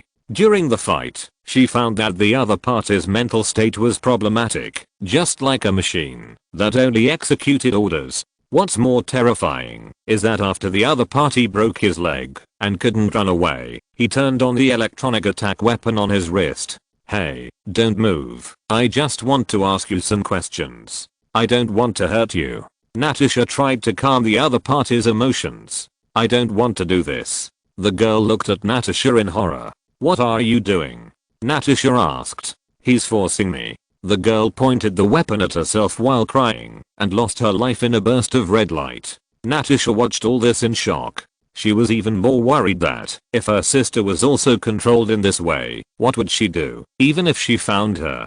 After figuring this out, she stopped tracking those girls and turned her attention to the Bear Country. If you want to find Drekov, there is definitely one person who is the best breakthrough point, and that is her father in that mission, Alexei. Now Natasha is a super soldier trained by Bucky, and her skills are not inferior to Captain America. So it was not difficult to rescue Alexei, who had also been super enhanced. Instead, it took a lot of time to travel and pass on the message. However, Natasha, who was very well funded, got a good plane directly. Then she rescued her father from a prison near Siberia. It was just that the whole process was a bit noisy. She didn't know that in a stealth fighter in the air, Bucky looked at the avalanche below with a depressed face and was worried about whether he would be punished by his boss after returning. After Alexei climbed onto the plane from the rescue rope, he shouted excitedly, "Oh, my dear daughter, I finally see you again." Alexei said and wanted to go forward and hug Natasha, but Natasha just looked at him indifferently on the surface and then pushed him aside. Alexei put on the communication headset and said seriously, "You don't have to be so cold to me. It means a lot to me that you come back to find me. Please recommend, collect, and vote for the monthly ticket." Chapter 290 Sky Fortress. Natasha glanced at Alexei and then said coldly, "Next, you need to tell me the exact location of the Red House." "Ha, wow, look at you, huh, all business?" Alexei looked at Natasha in disbelief. He thought that Natasha went to save him just because she missed him, but he didn't expect that Natasha was most concerned about this issue. "Believe me, this is not a joke," Natasha said while flying the plane.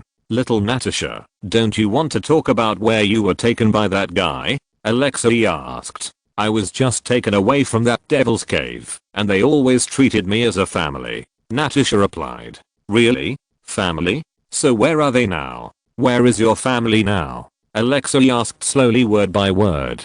They are everywhere. This time I came out alone and wanted to get Alina out. So you just need to tell me where the red house is. Natasha asked again. I don't know. Seeing Natasha talking about her other daughter, Alexei replied, do you understand? Come on, you are a bit like Drekov. Natasha said.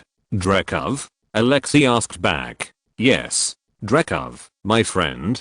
Give me glory, the first and only super soldier of the Soviet Union. I could have been more famous than Captain America, and then he buried me in Ohio on that stupid mission. It's been 3 years, so boring that I cried. Alexei began to complain. Then Natasha, who heard his complaints, began to look at him as if he was a fool, but he did not stop complaining, but continued, and then put me in prison for life. Why? Why? Why did he put me in prison? Do you know why? Without waiting for Natasha to answer, he continued, because maybe I want to talk about the decline of the country, or I don't like his new hairstyle or something. I just talk casually. Maybe you know, I want this party to look like that, not a gloomy organization. But I didn't do it. He put me in prison for life. He ran away and hid. Maybe knowing that Natasha didn't care about his complaints, or maybe just the excitement of seeing his family, made the former Red Guard put down all his defenses and expressed his dissatisfaction to his daughter. Well, I think I should throw you out of the plane. Natasha said. Why don't you ask Melina where the red house is? Alexei suddenly asked back. Wait, Melina? I thought she was dead. Natasha asked in confusion. You can't kill a quick fox. Alexei said. What do you mean? Natasha asked, even more confused. She is a scientist and a strategist, and I'm a reckless man. She has worked directly for Drekov much more often than I have. Alexei explained. Wait, do you mean Melina is working in the Red House now? Natasha asked. She works outside St. Petersburg. Alexei replied. Natasha looked down at the plane's fuel tank gauge and said, I think our fuel may not guarantee that we can find Melina. No, we are in good shape. We will succeed. Alexei said with a smile. A few hours later, bang, outside St. Petersburg, the plane without fuel landed on the side of the road, and the two got out of the plane. You should have added more fuel before leaving. Alexei said, looking at the scrapped plane. Natasha glanced at Alexei, then walked forward without looking back. Natasha, wait a minute. Why is there such a tense atmosphere now? Did I do something wrong? Alexei asked with his hands in his pockets. Natasha smiled helplessly and said, is this a serious question? I have only loved you. I tried my best to ensure that the mission will be successful and give full play to your potential. Everything is solved. Alexei said seriously. Everything is solved. Natasha asked back. Yes, for you, it is. Alexei said, we completed the mission in Ohio. Natasha, you became the one with the most hope to win the championship, but it's a pity that you were taken away by that guy. Alexei wanted to come over and hug Natasha, but Natasha dodged him directly and said, let me go, you smell too bad. The two walked for a long time, and then Natasha asked, so, are we there? You will know when we get there. Alexei said, imitating the pig's cry. In a farm not far from them, Melina was training 2 pigs. Turn right, go straight, keep going and turn right. Oh, but, dear. Melina took out a carrot from her pocket, broke off a piece, and gave it to the trained piglets. Yes, very good, dear. But at this moment, the alarm in her pocket suddenly sounded. Melina took out the tablet she carried with her and operated it for a few times, and then she found that there were 2 people walking towards her in front of the farm. Melina immediately opened the door of the training ground and said to the piglets, go back to your home, come on, quickly. Then Melina took out a sniper rifle from the utility room next to her. Through the scope, she saw a familiar figure walking towards her. As for the other young girl, Melina did not recognize her. Soon Natasha and Alexei walked to the fence and looked at Melina across the net. Alexei? Melina first recognized the fat Alexei, and then after a long time, she tentatively called out, Natasha? Oh, dear, we are home. Alexei said happily. Melina did not expect to see Natasha again for a while, but she did not refute the statement of Alexei's family. She just carried the rifle and led the way silently. Let's go. We are going home. Alexei followed first. Under the leadership of Melina, the three walked to a wooden house not far away. After entering the door, Melina said, "Welcome to my humble home. Don't be restrained. Let's have a drink." As she spoke, Melina prepared to put away the weapon in her hand. Natasha also followed Melina to a secret room. Melina turned around and said to Natasha, "Nothing funny. I'm putting away my weapon." In fact, Melina was telling Natasha that she was not dangerous and asked her to let down her guard. Natasha didn't care. She turned around and began to observe the whole room. "Are there any traps around here? Is that something we need to know about?" Natasha asked again provocatively. "I didn't raise my daughters to let them fall into traps," Melina replied. "You didn't raise us at all," Natasha replied, standing by the kitchen. Please recommend and collect. If you're listening to this novel on a channel other than Fanfic World, it means they downloaded and uploaded it without effort. We cordially invite you to visit our channel, Mundo Fanfic Novelos. There you'll find the original version of this story and you can explore many other novels of various genres. We're waiting for you to immerse yourself in a world of incredible novels. Chapter 291 Family Gathering. Natasha was 11 years old when she was on a mission with Alexei and Melina, and she had received a long period of killer training, so she knew clearly what her family had done. Strictly speaking, that mission was Natasha's first mission, and she was undercover for 3 years. During those 3 years, they poured their sincere feelings into each other. Especially for the two minors, Natasha and Yelena, their family has always been the motivation for them to work hard. Alexei, who hadn't washed himself for a long time, took the initiative to go to the bathroom to clean up because of Natasha's words.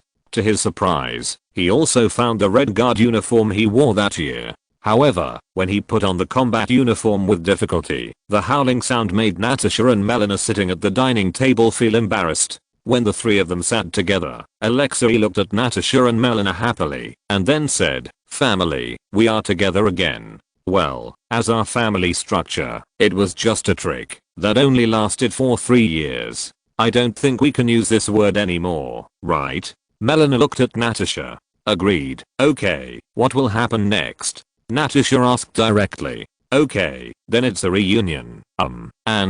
What did I want to say now? You haven't aged a day, have you? You are still as beautiful as the day we got married. Alexei looked at Melina and said affectionately. Natasha looked at the hidden smile on Melina's face, which showed that the past was not as indifferent as she acted. You've gained weight, but you're still good, Melina said with a smile. Natasha saw that the two were talking more and more ambiguous, so she could only pick up the wine glass awkwardly and take a sip. I just got out of prison. Alexei glanced at Natasha furtively, then said, I have a lot of energy. Oh, please don't do that, Natasha said awkwardly. So, what's going to happen next? Natasha, don't be listless, Melina said. I'm not listless, Natasha said.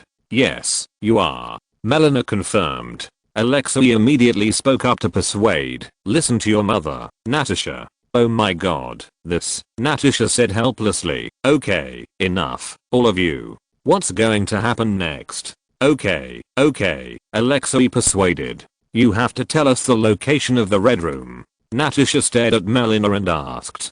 Just like you told them that they can stay up late to catch Santa Claus. Melina looked at Alexei and said, obviously she was not happy that Alexei revealed her secret. What? That's funny, he came down the chimney. Girls, you wait for him. Wait, I just want them to chase their dreams. Girls, chase the stars. Alexei recalled the past. It doesn't make any sense, Melina said. Finding Drekov is not a fantasy, it's something I have to accomplish, Natasha said seriously. Oh, who are you working for now? Melina asked. Not for anyone, I just want to find Yelena, Natasha said. You can't defeat someone who can control the will of others. You have never seen the peak of our career in the United States. Melina turned her head and looked at Alexei again, and then continued, you haven't either. After that, Melina stood up directly. Natasha, concentrate, get what you want. Alexei took the opportunity to whisper to Natasha. Obviously he still favored his daughter. Melina took out the mobile tablet she had used before, sat down, and operated the interface again, saying to the tablet, "Come in." As soon as Melina finished speaking, a fat pig walked in from outside the door. "Good boy, Alexei, good boy." Melina picked up a vegetable and rewarded. Alexei looked at Melina in disbelief, and then said, "You named the pig after me." Melina said indifferently, "Can't you see any similarities?" Melina ignored Alexei and continued to introduce, "Look, it can sit like a dog. It's amazing. Take a look. I think it's a bit strange." Alexei said, "Stop breathing." Melina continued to demonstrate. As Melina operated on the panel, the pig groaned in pain. We sneaked into the northern laboratory in Ohio, which was a cover for SHIELD scientists. In fact, there was another organization inside that I didn't know about that was operating. In conjunction with the Winter Soldiers project, they dissected and understood the human brain, creating the first and only cellular blueprint of the basal ganglia. That is the center of cognition, autonomous, programmed learning. Melina looked at Alexei and said, "We didn't steal weapons and technology, we stole the key to unlock free will." After listening to the explanation, Natasha remembered the female spy who committed suicide, which made her understand the key. At this moment, the pig named Alexei fell straight to the floor. "What are you doing?" Natasha asked. "Oh, I'm explaining that science is so precise now. It can instruct the subject to stop breathing. There is no choice but to obey." Melina explained. "Okay, you are right. Enough." Natasha felt disgusted with this cruel way of control. "Yes, okay, don't worry, Alexei will survive. There are still 11 seconds without oxygen." Melina casually operated a few times on the panel of the tablet, and the pig used as an experiment stood up again. Melina patted the pig's head and said, "Good boy, now, you go back to a safe place. When the world is controlled, it operates at a higher level. Dreykov has chemically controlled agents all over the world." Melina explained the difficulty of Dreykov. "Do you know who they are testing on?" Natasha looked at Melina and asked. "Well, no, that's not my department." Melina explained. "Ah, come on, don't lie to her." Alexei said. "Huh, I didn't lie." Melina said. "You are Dreykov's architect." Alexei said. "What did you say just now?" "If I'm his architect, you are his partner, you are his business partner." Melina asked back. No, I'm a scapegoat. He sells ideology to me." Alexei began to complain. Please recommend and collect. Chapter 292 Sky Fortress 2.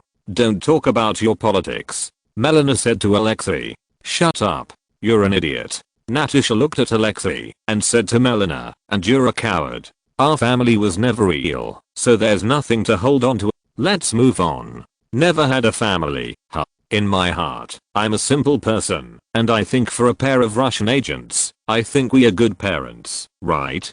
Alexei said. "Yes, we have our own missions, and we play our roles to perfection." Melina said. "So, you know, among the people you control chemically around the world, Yelena is one of them." Natasha looked at Melina and said, "I met several female spies in Europe." Then, Natasha told her what she found in Europe. Hearing Natasha's narration, Melina and Alexei didn't speak for a long time. "So, now tell me, where is the Red House?" Natasha looked at Melina and asked again. "You can't go there by yourself." Melina whispered. "HMM." Natasha was already very angry and was about to stand up.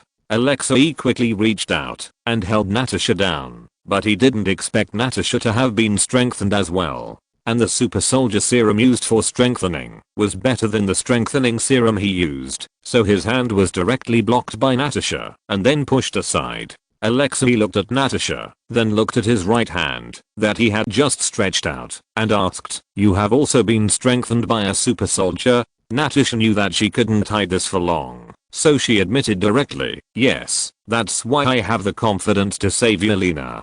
This is what I promised her when we separated. I don't want to kill my sister on the battlefield one day." Alexei and Melina looked at each other, and they were both surprised by their daughter's experience. "Natasha, what did you go through after that traitor took you away?" Melina asked. "No, they are all very good and treat me like a family member.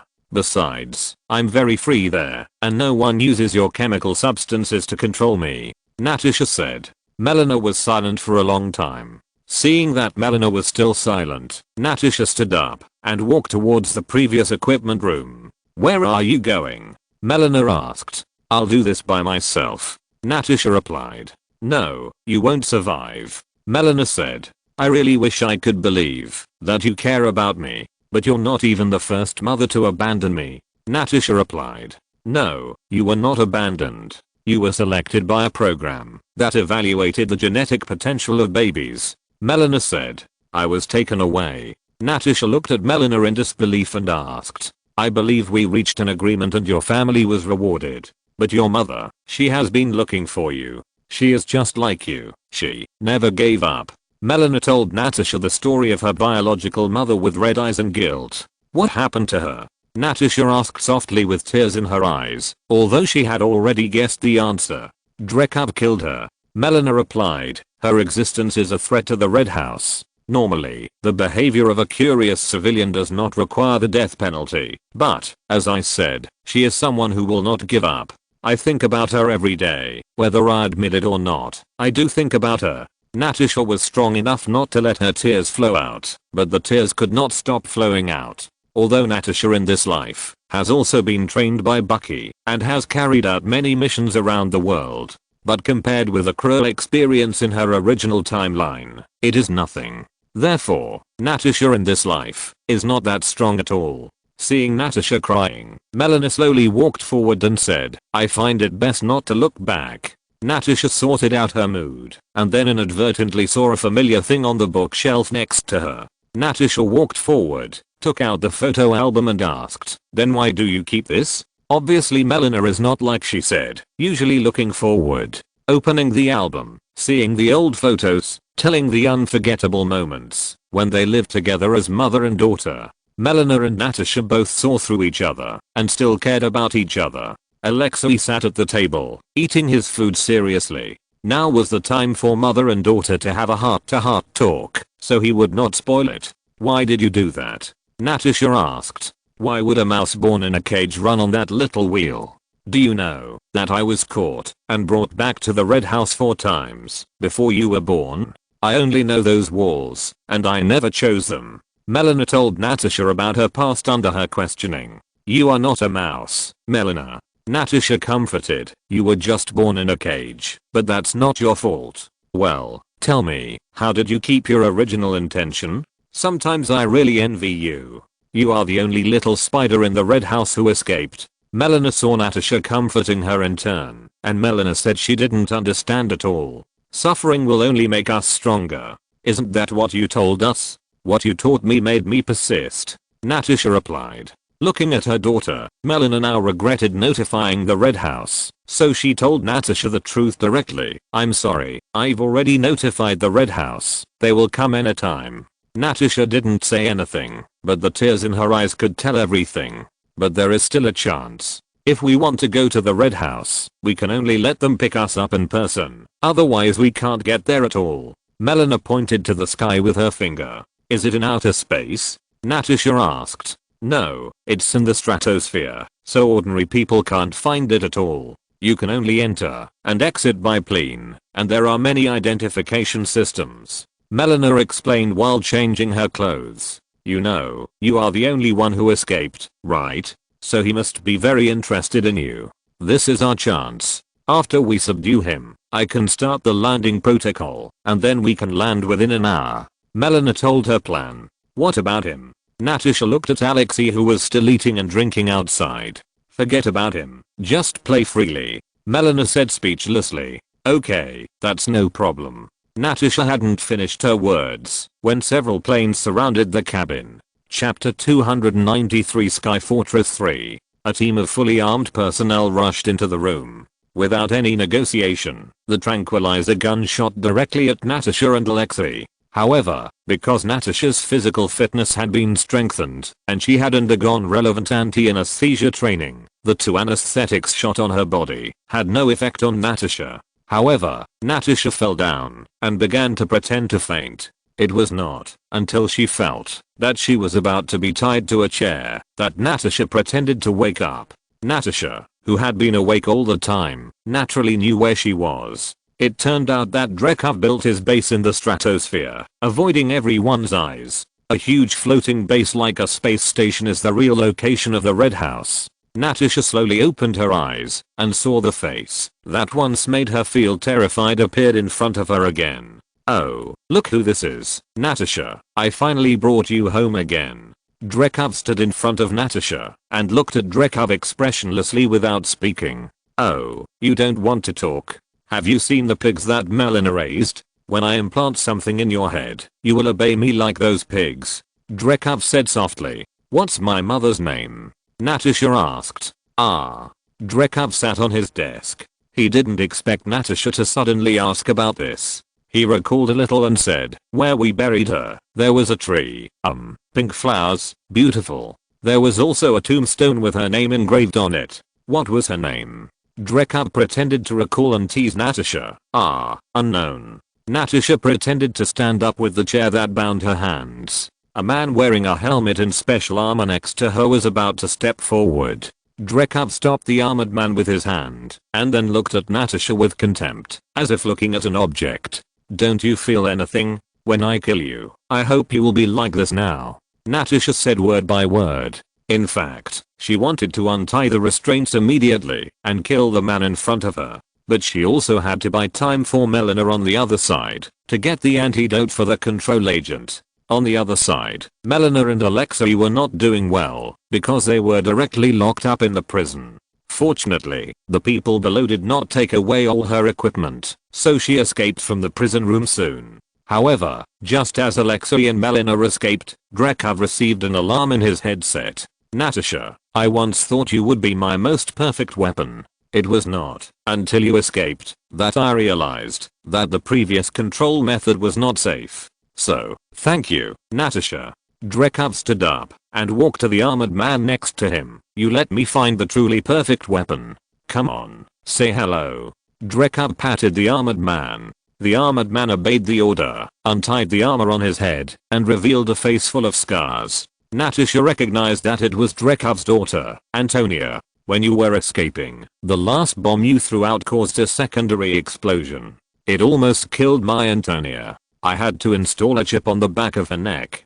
Drekov pointed to the back of his neck and said in a suppressed voice, behind her neck. Look at her. Do you find it hard to look at her? I understand. Natasha looked at the girl who was hurt because of her guiltily, and Drekov continued. She can see everything. She can do it. She is a perfect imitator, including some special people. Can she hear me? Natasha whispered. What?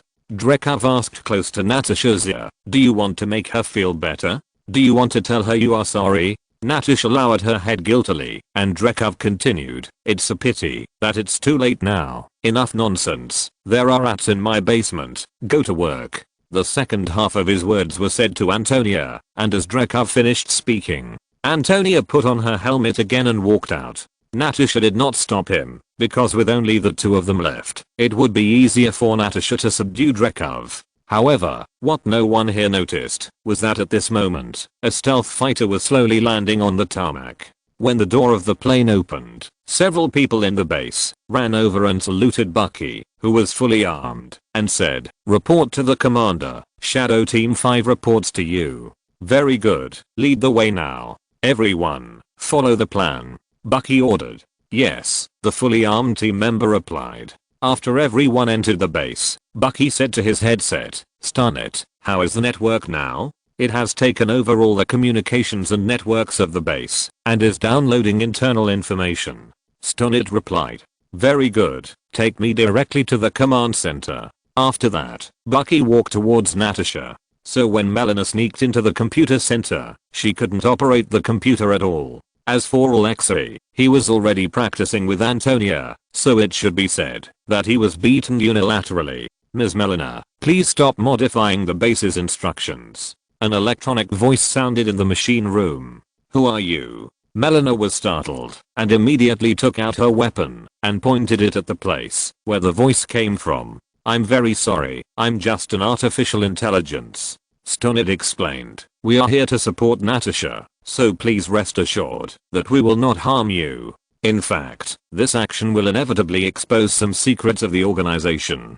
However, Bucky already had a plan for the handling of personnel. While Stoned and Melina were explaining, Bucky, under the leadership of the Insider, had already begun to lead his men into the core area of the base. When passing by a Black Widow training room, Bucky took several red test tubes from the Insider, opened them and threw them in. This was prepared by the Insider before, so there was absolutely no problem with the weight. As for some guards, who were also fully armed, they were all dealt with by the team members before they could react. Bucky didn't stop until he met Antonia and Alexei. Seeing Antonia's agile hand and the round shield behind her, Bucky instantly became interested in fighting with her.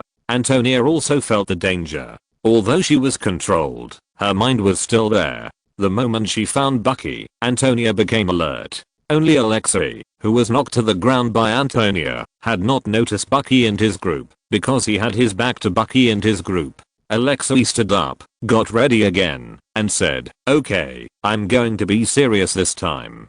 Please recommend, collect, and vote for me." Chapter 294 Black Widows. Bang! Bucky instantly appeared behind Alexei, retracted his knife, and Alexei fell to the ground. "Take him away, and control everyone in the base first," Bucky said to his men behind him. Yes, after the men left, Bucky stood in the middle of the aisle, seemingly defenseless. Antonia is not like other people, who would talk before a fight. As soon as Bucky stood firm, Antonia threw the round shield behind her. After Bucky easily dodged it, she followed with a punch. After Bucky easily took the first punch, he roughly figured out the opponent's strength. So he also started to fight with Antonia, but compared to Antonia's all-out effort, Bucky always held back. Antonia's fighting ability is very good, but strength is always a shortcoming. And Bucky found that, as long as the fighting skills he used, the people on the opposite side can use them quickly. On the other side, Dreykov didn't know that his base had been completely invaded. Except for a few security guards near his office, the armed forces have been completely disintegrated. What will you do next? Let me join your puppet army? Natasha began to secretly untie the restraints, while chatting with Dreykov. "I own this world," Dreykov said exaggeratedly. "You seem to want to impress me," Natasha asked. "I don't need to impress anyone. These world leaders, these great men, will respond to me and my widows." Dreykov walked behind the desk and narrated, "There are too many little girls in this world, who are thrown out like garbage. I recycle garbage, give them goals, and give them a new life." Ding. Access denied. A subtitle appeared on the computer panel that Dreykov pulled out.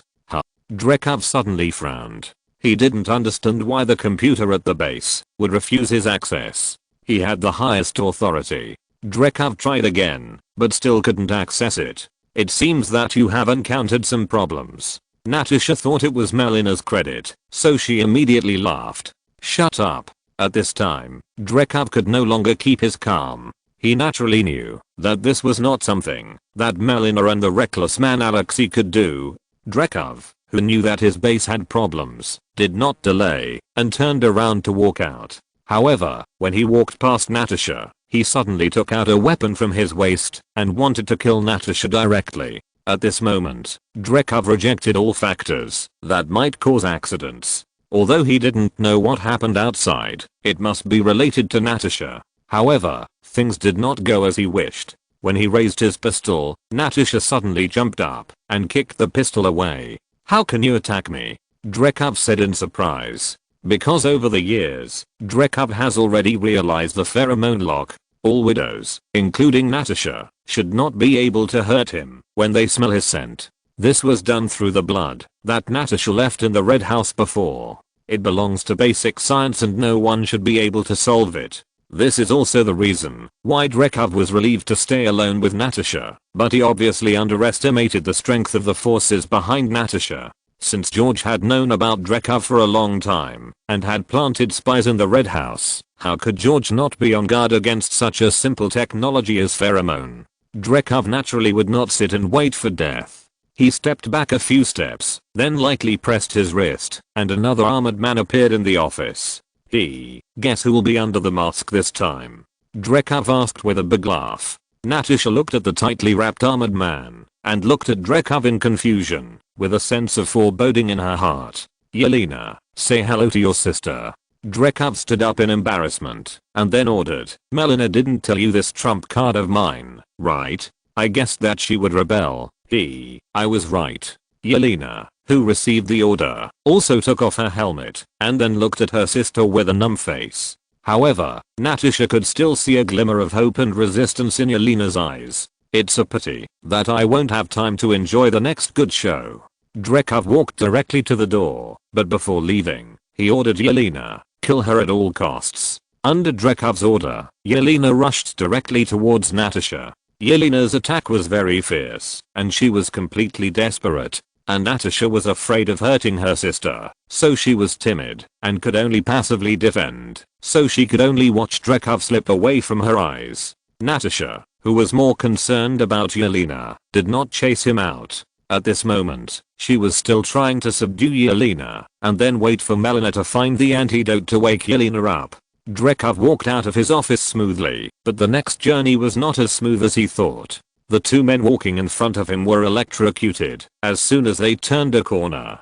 Drekhov was so scared that he immediately retreated and started running towards his office. He thought that when he returned to the office and let the transformed Yelena take him to escape, the chance of success would undoubtedly be much greater. However, before he returned to the office, he was greeted by Natasha. It turned out that Natasha used her strength advantage to imprison Yelena and used joint skills to remove Yelena's limbs. After Yelena lost the ability to resist, Natasha chased after Drekhov. So when Natasha saw Drekhov running back, she was also stunned.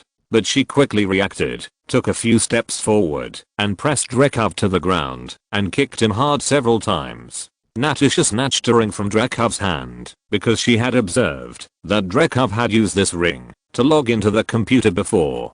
Just when Natasha wanted to ask some more confidential information about the Red House, a mechanical sound sounded in the passage. "Natasha Romanoff, please wait where you are. Commander Bucky will arrive at your location in 2 minutes. Stonnet said.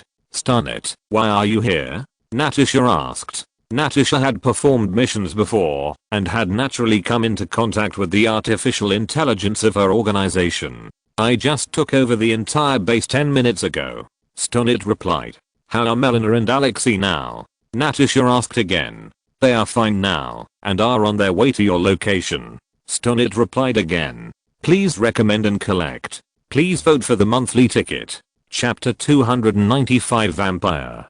Half an hour later, Bucky took his team members and left the suspended base on his own plane. Natasha and the 20 or so Black Widows who were liberated stared at the plane that had disappeared for a long time. That's right, Bucky did not take Natasha with him this time and left the entire base to her. George had secretly explained this. The Black Widows in the Red House are all over the world, and the impact of directly recalling them must be very large. It is even more impossible to give up such a large force directly. Now it is undoubtedly the wisest choice to let Natasha take charge of those girls again and turn it into another subordinate force in George's hands. "Okay, now everyone is free. If you have a better place to go, I will send you away now." Natasha turned around and said to the 20 or so Black Widows, "We will not leave. We have to rescue more sisters," said a Black Widow. "Yes, and we have nowhere to go," another girl said dejectedly. For this decision, including Antonia, everyone supported it very much.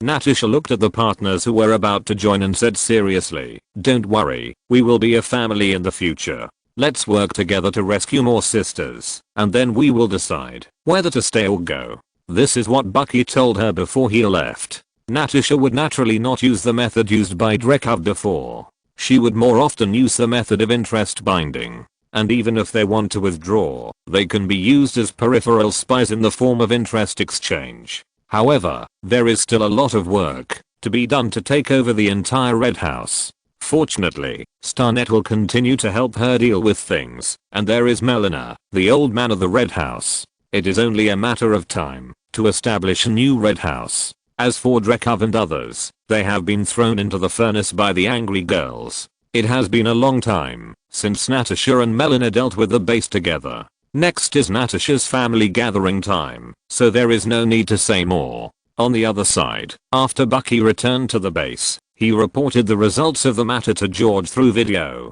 "Boss, this is what happened.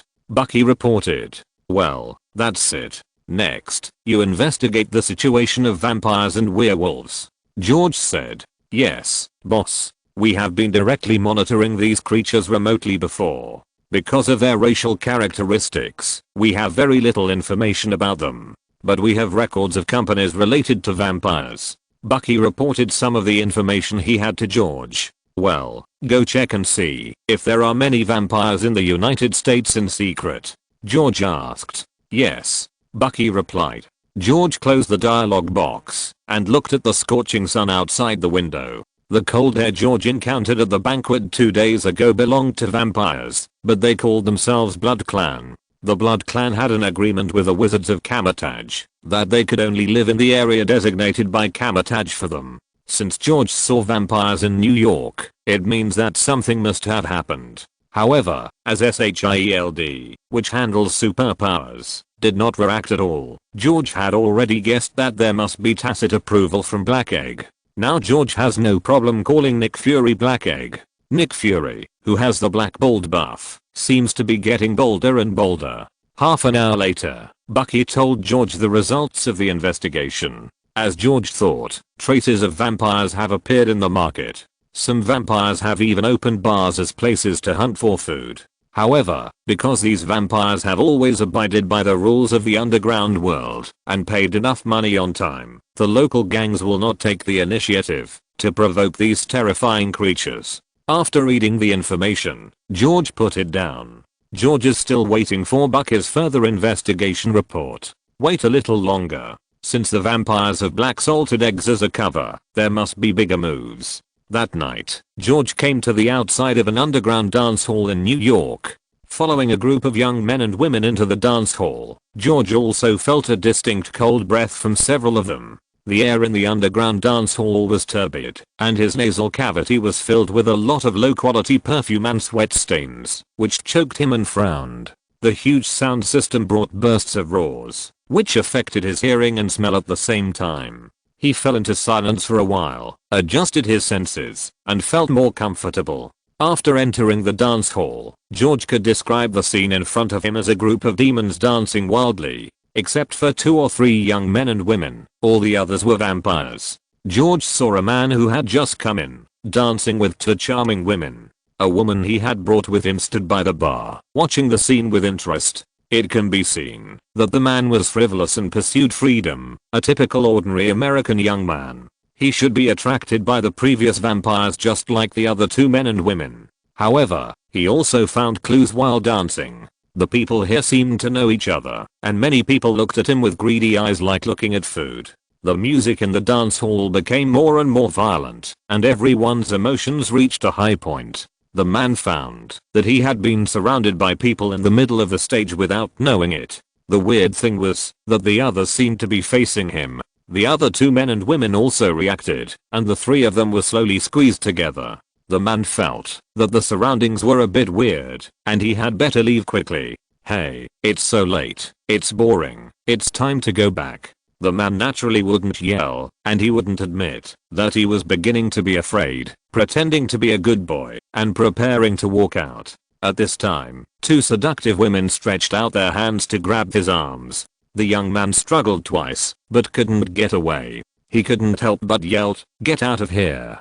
But what greeted him was the 2 seductive women pulling hard, and the tongue sticking out of the other's mouth was even more terrifying. The young man was about to continue to yell and curse, and he felt that he was hit and flew away. The huge force made him smash directly into the wall 10 meters away. The sudden attack made him fall directly. Before he figured out the reason, he saw countless blood bursting out of the pipes in the underground dance hall above his head, and the blood was poured on everyone's head like a shower in the bathroom. At this time, the music reached its climax, and many men and women gathered together, their faces covered with blood, surrounded the young man, and prepared to enjoy this feast tonight. At this time, a black man in a black leather jacket, sunglasses and a long knife rushed from the passage. The shape of the black man's black leather jacket is a bit like a boiled egg, but with hair. The black man is a bit strong, and a pair of black glasses makes him look even colder.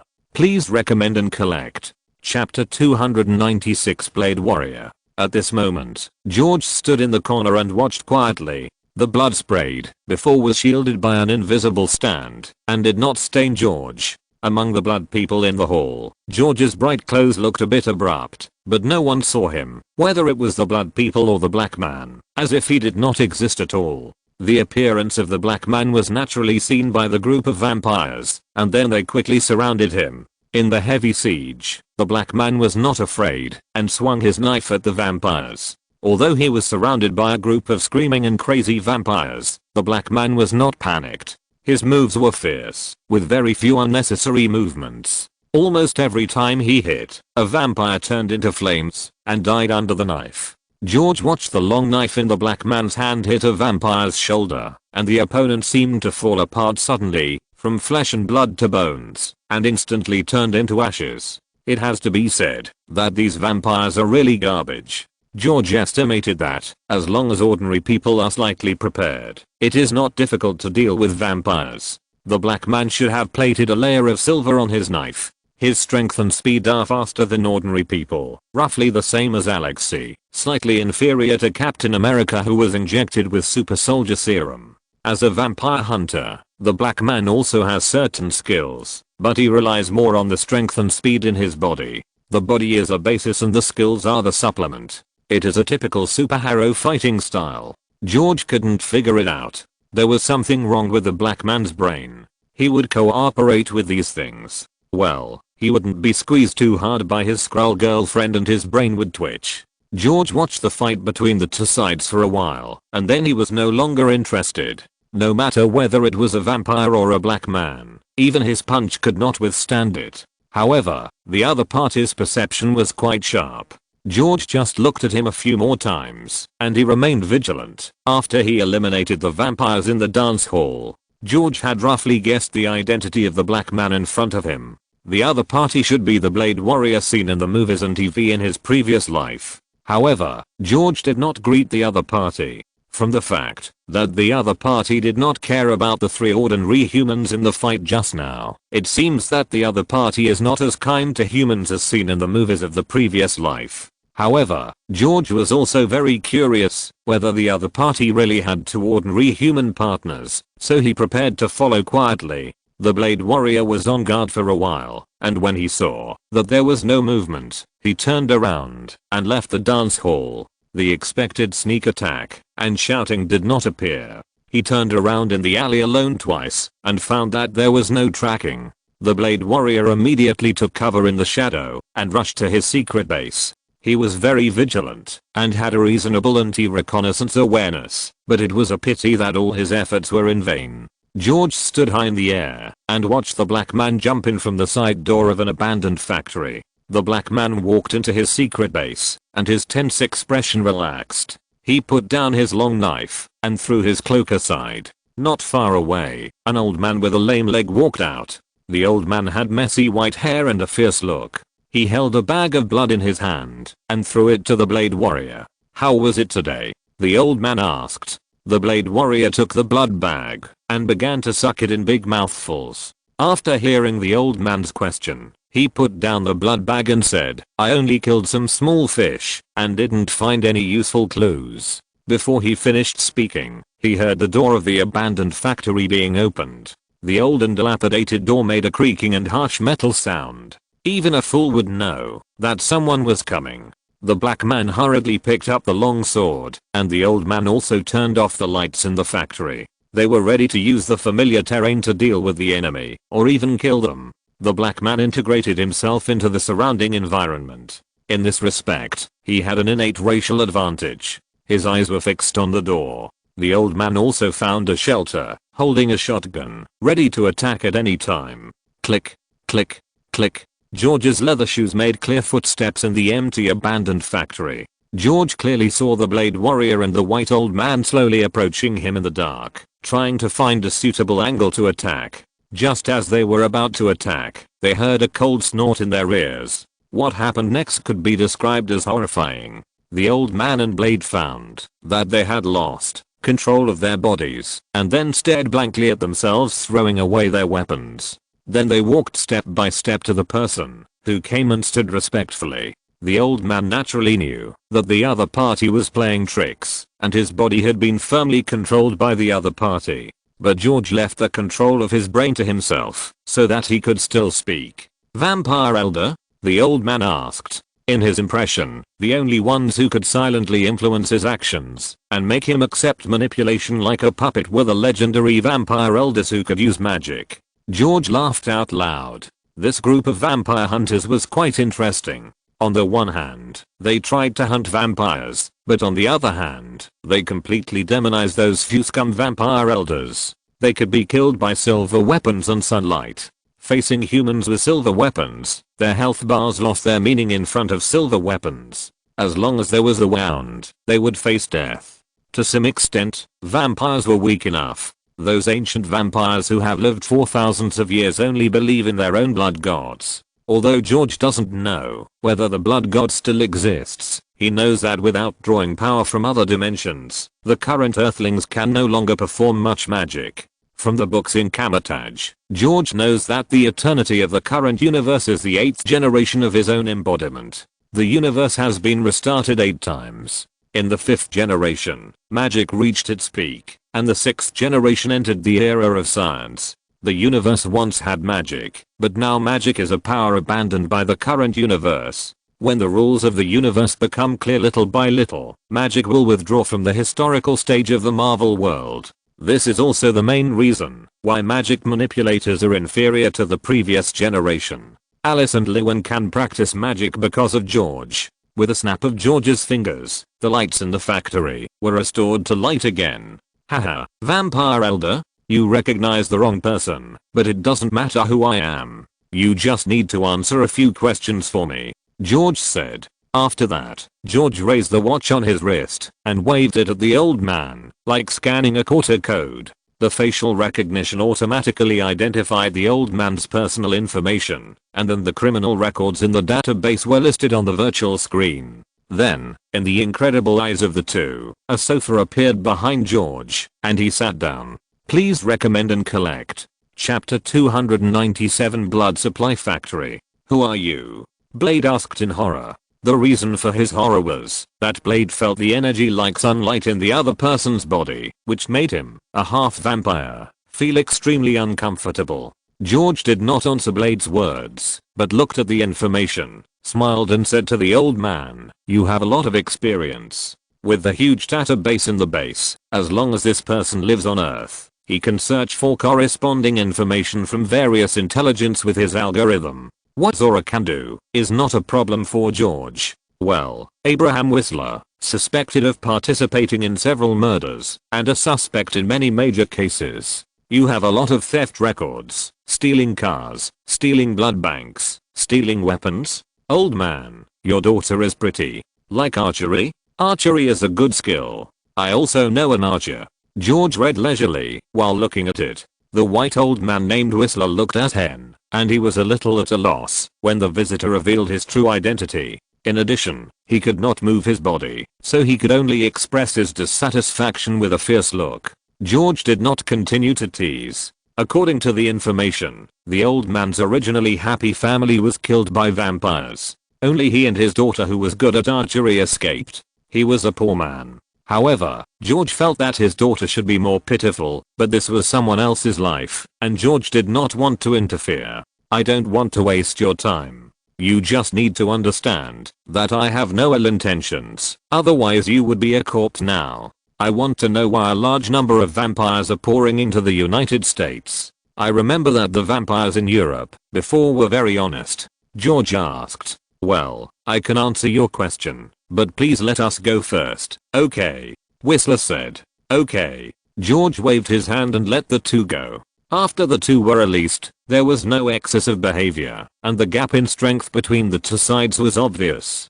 Whistler walked to a long table and sat down, then slowly said, "Actually, I don't know why this happened. I only know that it was 9 years ago. Late that night, 2 vampires suddenly broke into my house and killed my wife and 2 sons. When I resisted, I broke the glass and fell out of the window, which alarmed the neighbors and scared away the 2 vampires. I also broke a leg, but fortunately my daughter and her classmates were out and escaped. That was the first time I really saw the legendary vampire. George was not impatient, but just listened to the old man's story quietly. But the police obviously didn't believe my testimony and wanted to arrest me as a suspect. I had no choice but to escape, and then I started to chase those beasts. Through years of investigation, I found that vampires only came to this continent 10 years ago.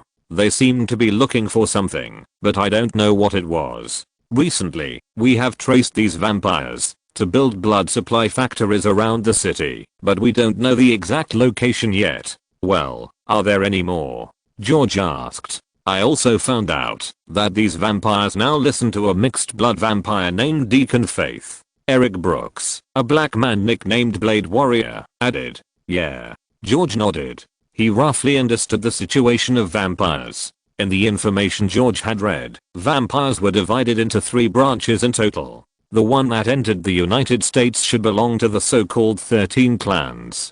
George knew that this blood clan was originally a wizard who prayed for immortality after contacting the Dark Book, and then was turned into a vampire. George also roughly guessed that these vampires were looking for the Dark Book. After roughly understanding the information about the vampires, George left the abandoned warehouse. After George left, Blade and Whistler were suddenly stunned. Then they had forgotten everything that had just happened, as if George had never appeared before. George naturally did not intend to let these vampires go, but how to start was also a problem. Letting Bucky lead people to directly wipe out this group of vampires would be to clean up the black stewed egg.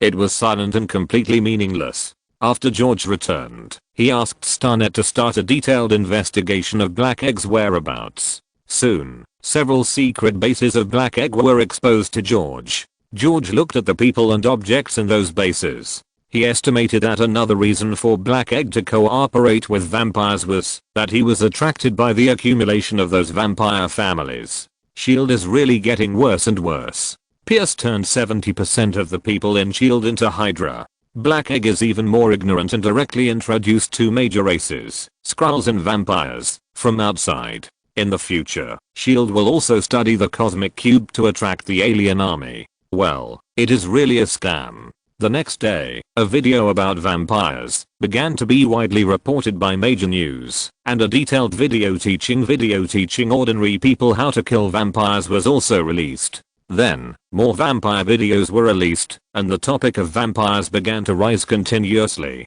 George looked at the short-lived rise in the price of silver, and a smile appeared unconsciously at the corner of his mouth. Since the fire has already started, George is ready to pour some more fuel on the fire. In George's office at SHIELD, the phone suddenly rang. George picked up the phone and heard someone say, "Minister, the meeting is ready. Well, Oklahoma, I'll be there soon." George hung up the phone and stood up and walked to the conference room. This time, George just wanted to see how the black-boiled egg wanted to solve this problem. In the conference room, George, who was sitting in the middle, pointed to the news projection on the side and first asked Nick Fury, "Director Fury, please explain the report about these vampires." At this moment, Nick Fury's face was gloomy as if water was about to drip. Things fermented so quickly, which was obviously something he didn't expect. Seeing that Nick Fury didn't speak, George threw another bomb. George operated the tablet in front of him and said, "This is another part of the information that has not been released. You can take a look." As he spoke, a video image was projected again. The previous news was only reported very subtly, and some bloody videos were mosaicked. The video George released this time was a bit horrifying. After seeing it, several people in the conference room all took a breath of cold air. All I saw was that in the huge factory buildings, countless humans were hung there like blood bags, and an infusion tube kept delivering nutrients to the humans inside. "What are these?" asked the British representative. "Please recommend and collect." If you're listening to this novel on a channel other than Fanfic World, it means they downloaded and uploaded it without effort. We cordially invite you to visit our channel, Mundo Fanfic Novelos. There you'll find the original version of this story and you can explore many other novels of various genres. We're waiting for you to immerse yourself in a world of incredible novels. Chapter 298, Preparations Before Suppression. Why don't we let director Nick Fury explain it to us? George threw the question to Nick Fury again. Dear directors, although there have been records about these vampires before, they were very honest and would not come out to hunt at will. Nick Fury explained. Do you mean you don't know these things? Someone asked. Yes, I don't know why these originally peaceful vampires have become so big and crazy. However, I will talk to the vampire leaders, Nick Fury said. I don't think it's necessary. When S.H.I.E.L.D. was first established, we greeted these vampires. They once promised not to appear outside their castle. Since they have violated the agreement now, I think they must be severely punished. George said, and since they can hide it from you, it is obvious that they have a big plan. This is my fault. Nick Fury obviously heard the dissatisfaction and immediately admitted his mistake decisively. For human leaders, these dark creatures are not a secret. It's just that, since these dark creatures are generally not exposed to ordinary people, the leaders of various countries will not easily provoke them. There are also a small number of humans who cannot resist the temptation of immortality and become the so-called Hagi tribe, but the human leaders have all seen those old and weak vampires.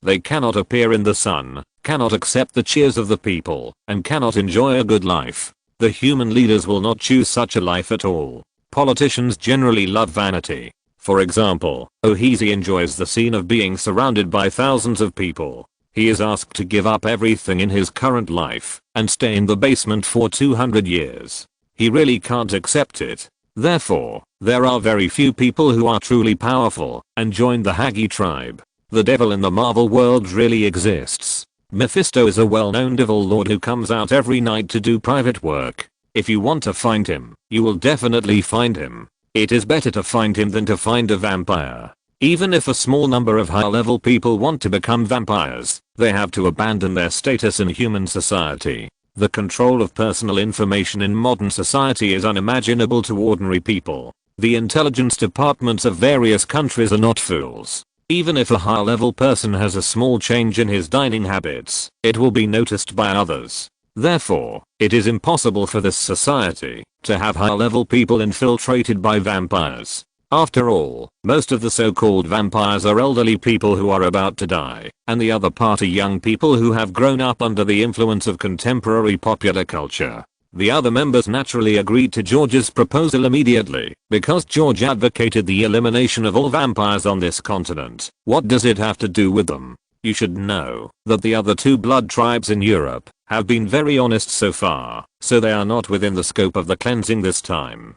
As for Nick Fury's opinion, it is not important at this meeting, and he dare not tell the deal between him and the vampires. Maybe he will notify some people to take the opportunity to leave, but George has already made more preparations. Just see if he can do it. George also understands that it is impossible to wipe out this group of people at once. However, it is only a matter of time to completely eliminate these vampires. After all members of the Security Council passed the elimination of this group of monsters hidden among humans, the pressure was given to SHIELD. What to do when facing vampires is very simple. Just shoot directly, and there is no need for trial. Then the key question is how to distinguish between ordinary people and vampires. This is not difficult to distinguish. You know, vampires are low temperature creatures. A thermal imager can solve this problem very well. As for the possibility of accidental injury, sorry, that has nothing to do with George.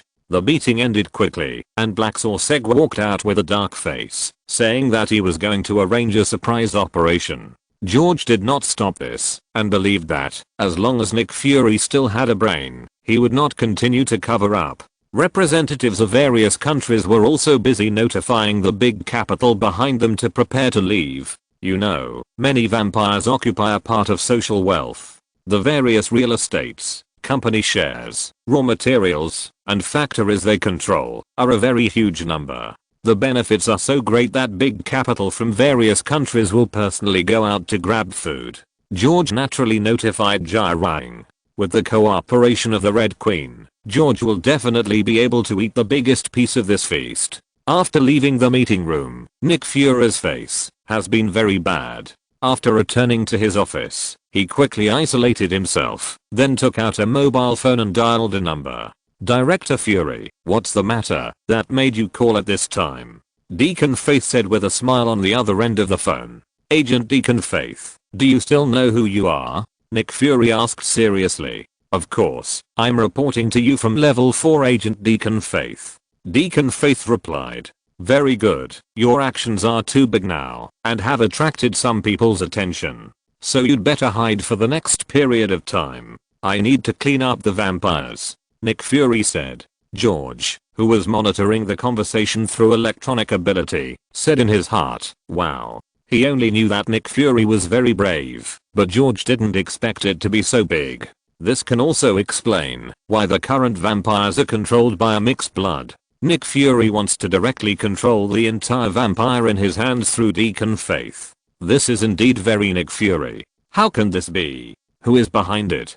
Deacon Faith asked 2 questions in a row. I don't know, but it should have something to do with George Orwell's Went. Nick Fury replied. Huh? Who is he?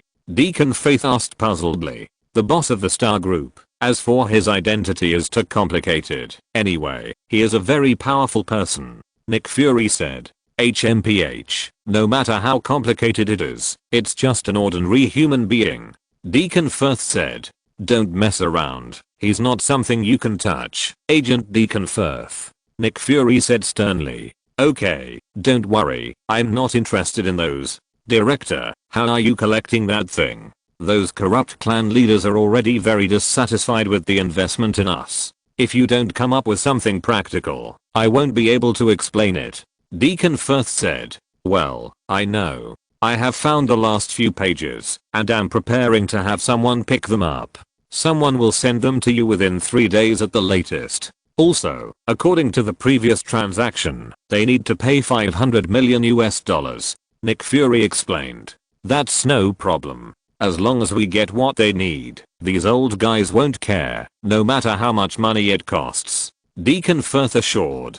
Please recommend and collect. Chapter 299, Extermination. Well, okay, you go back and give me some information about the vampires that compete with you. I can use this opportunity to clear some obstacles for you, Nick Fury said, looking at the horizon outside the window. Okay, so when I collect the book that the old man wants, I can also control the entire Blood Clan completely. Deacon Faith said with a smile. Not bad, but Agent Deacon Faith, I look forward to your future performance, Nick Fury said and hung up the phone directly. Of course.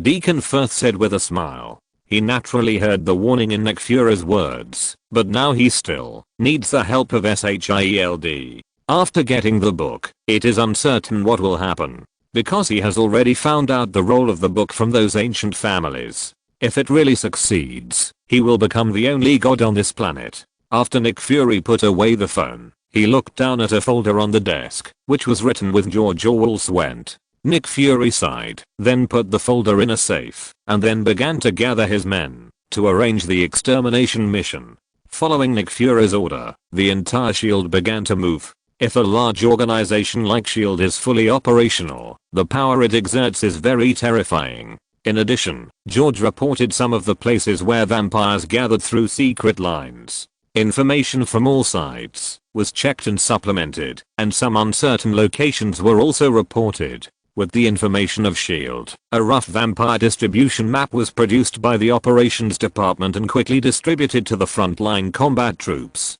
S.H.I.E.L.D. has nearly 50,000 full-time combat soldiers, and it takes a lot of time to assemble and deploy silver-plated weapons. In the early morning of the 3rd day, the silver-plated weapons and personnel were all in place. When the sun shone on the earth, with Nick Fury's order, the extermination began. The representatives of the Security Council, including George and Pierce, a special consultant of S.H.I.E.L.D., were quietly watching the live broadcast in the conference room. This was also suggested by George, and the purpose was to let these human high-level people see the weakness of these vampires. In fact, several days have passed since George proposed the motion, and the news has definitely leaked. Not to mention Nick Fury, there will definitely be news leaks from other channels, so it is foreseeable that some well-informed vampires will run away in advance. George never overestimates the bottom line of human beings.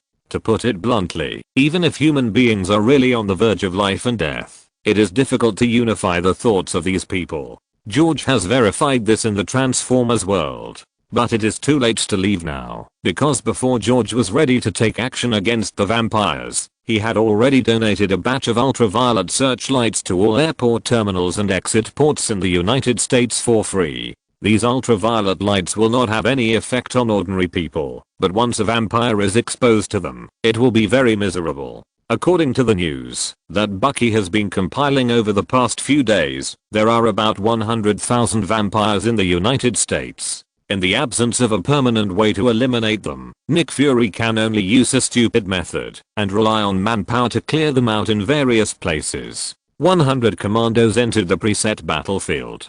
After receiving the order, they kicked the door and rushed into their respective target locations to start the massacre. However, sunlight is the greatest helper of human beings. Although vampires usually hide in basements and underground passages after the sun rises, sunlight is still of great help to human beings. Once they are defeated, they will blow up the walls and passages to let the sunlight shine down. There are also ultraviolet searchlights. Once vampires are discovered, they will immediately turn into ashes. Many vampires who just finished a night of revelry and fell asleep were baptized by silver bullets. Under the rain of bullets from S.H.I.E.L.D., vampires are obviously not a threat. Silver bullets are used as ordinary bullets. There is no need to save this money. Moreover, there is no such thing as being injured in front of silver bullets. Even if the bullet hits the arm, the vampire will turn into ashes in the next second. The genetic defects of vampires are too great.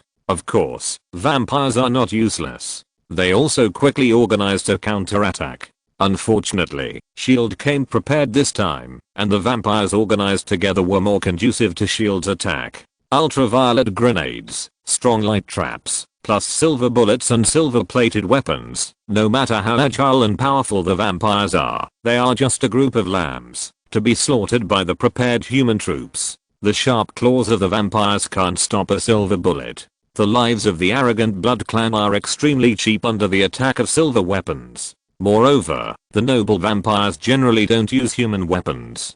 Compared with pistols, they trust their claws more. And S.H.I.E.L.D. is fully armed and wears pottery bulletproof vests. 10 minutes after the war started, the casualties of vampires rose rapidly. The number exceeded 20,000 at least, while only more than 100 S.H.I.E.L.D. soldiers were injured. With the current advanced technology, some viruses carried by vampires have long been developed antidotes. Once injured, just inject serum directly. The bacteria in the blood will be eliminated quickly, and there will be no danger of becoming a vampire. As for the few humans found in the vampire gathering place, sorry, no one will care at this time. Humans who can survive in the vampire gathering place must not be good people. S.H.I.E.L.D. took action, and there was no need for even a report of accidental injury afterwards. Moreover, after today, many areas will find a large number of missing people. From the images sent back by the frontline soldiers, it can be seen that many buildings are full of vampires.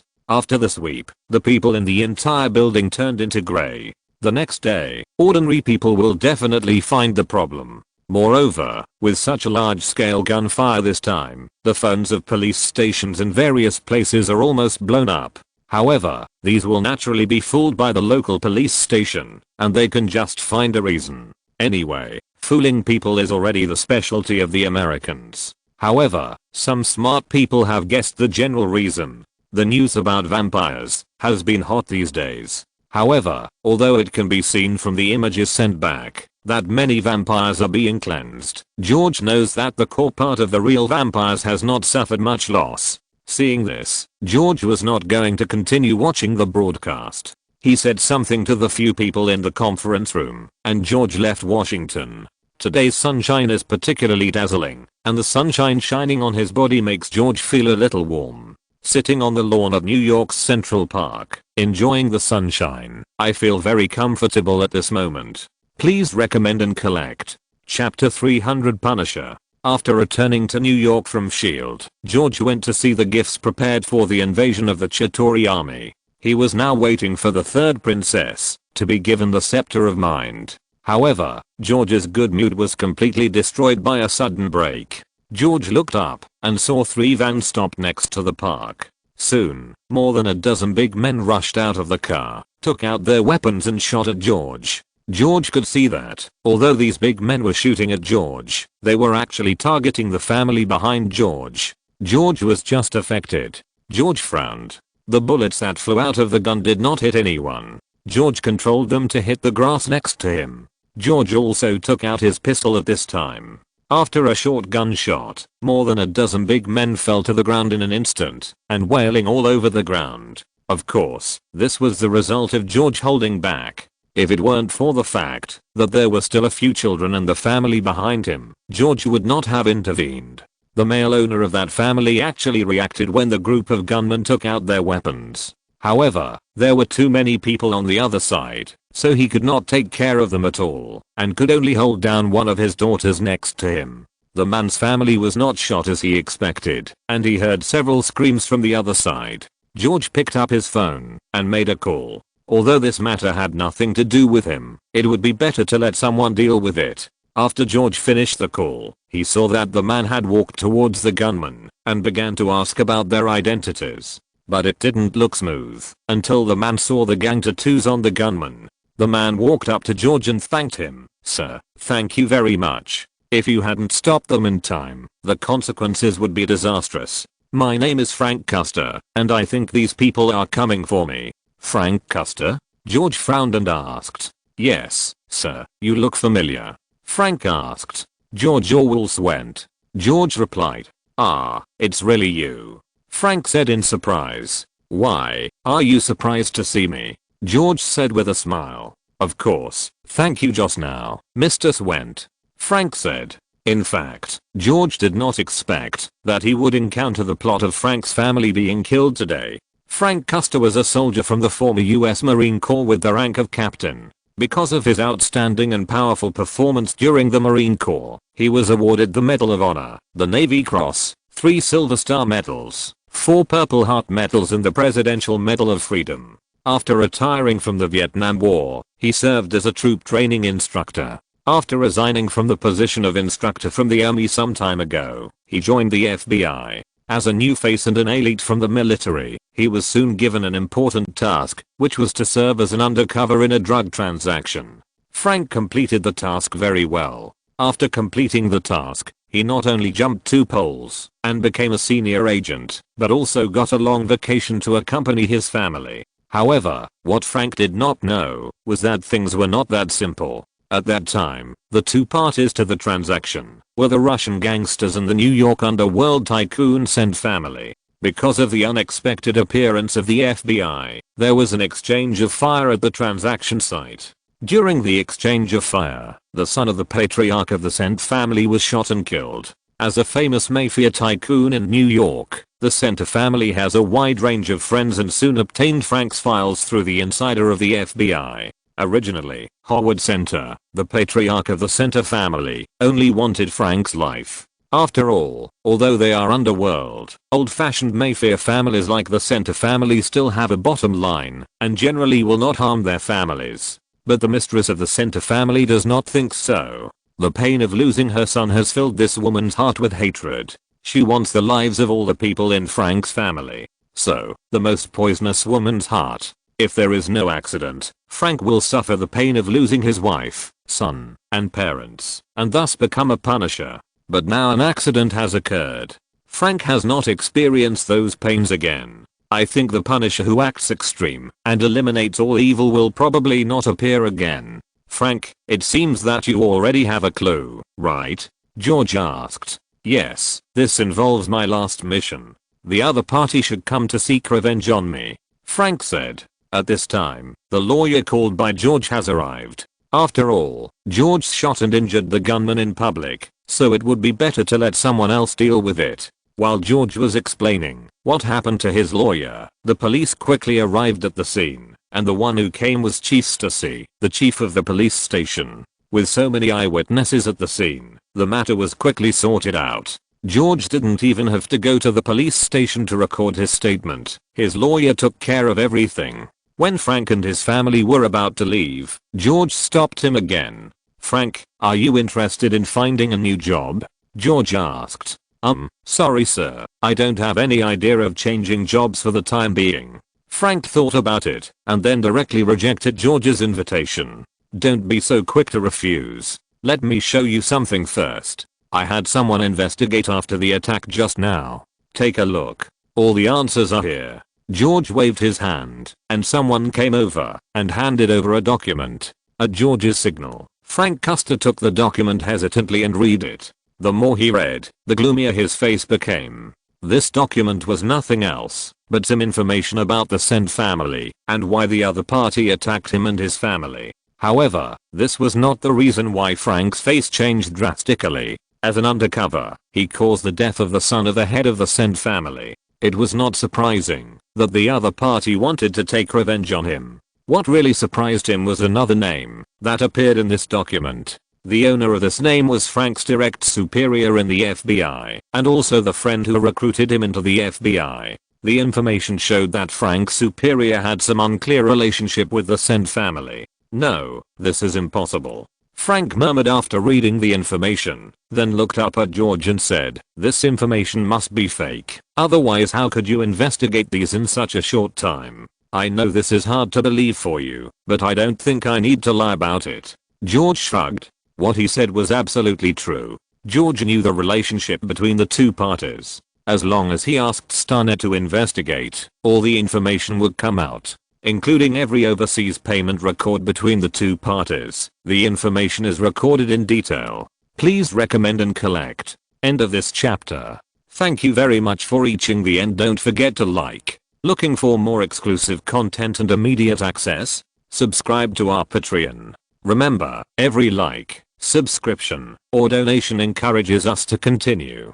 Thanks to everyone. See you in the next video.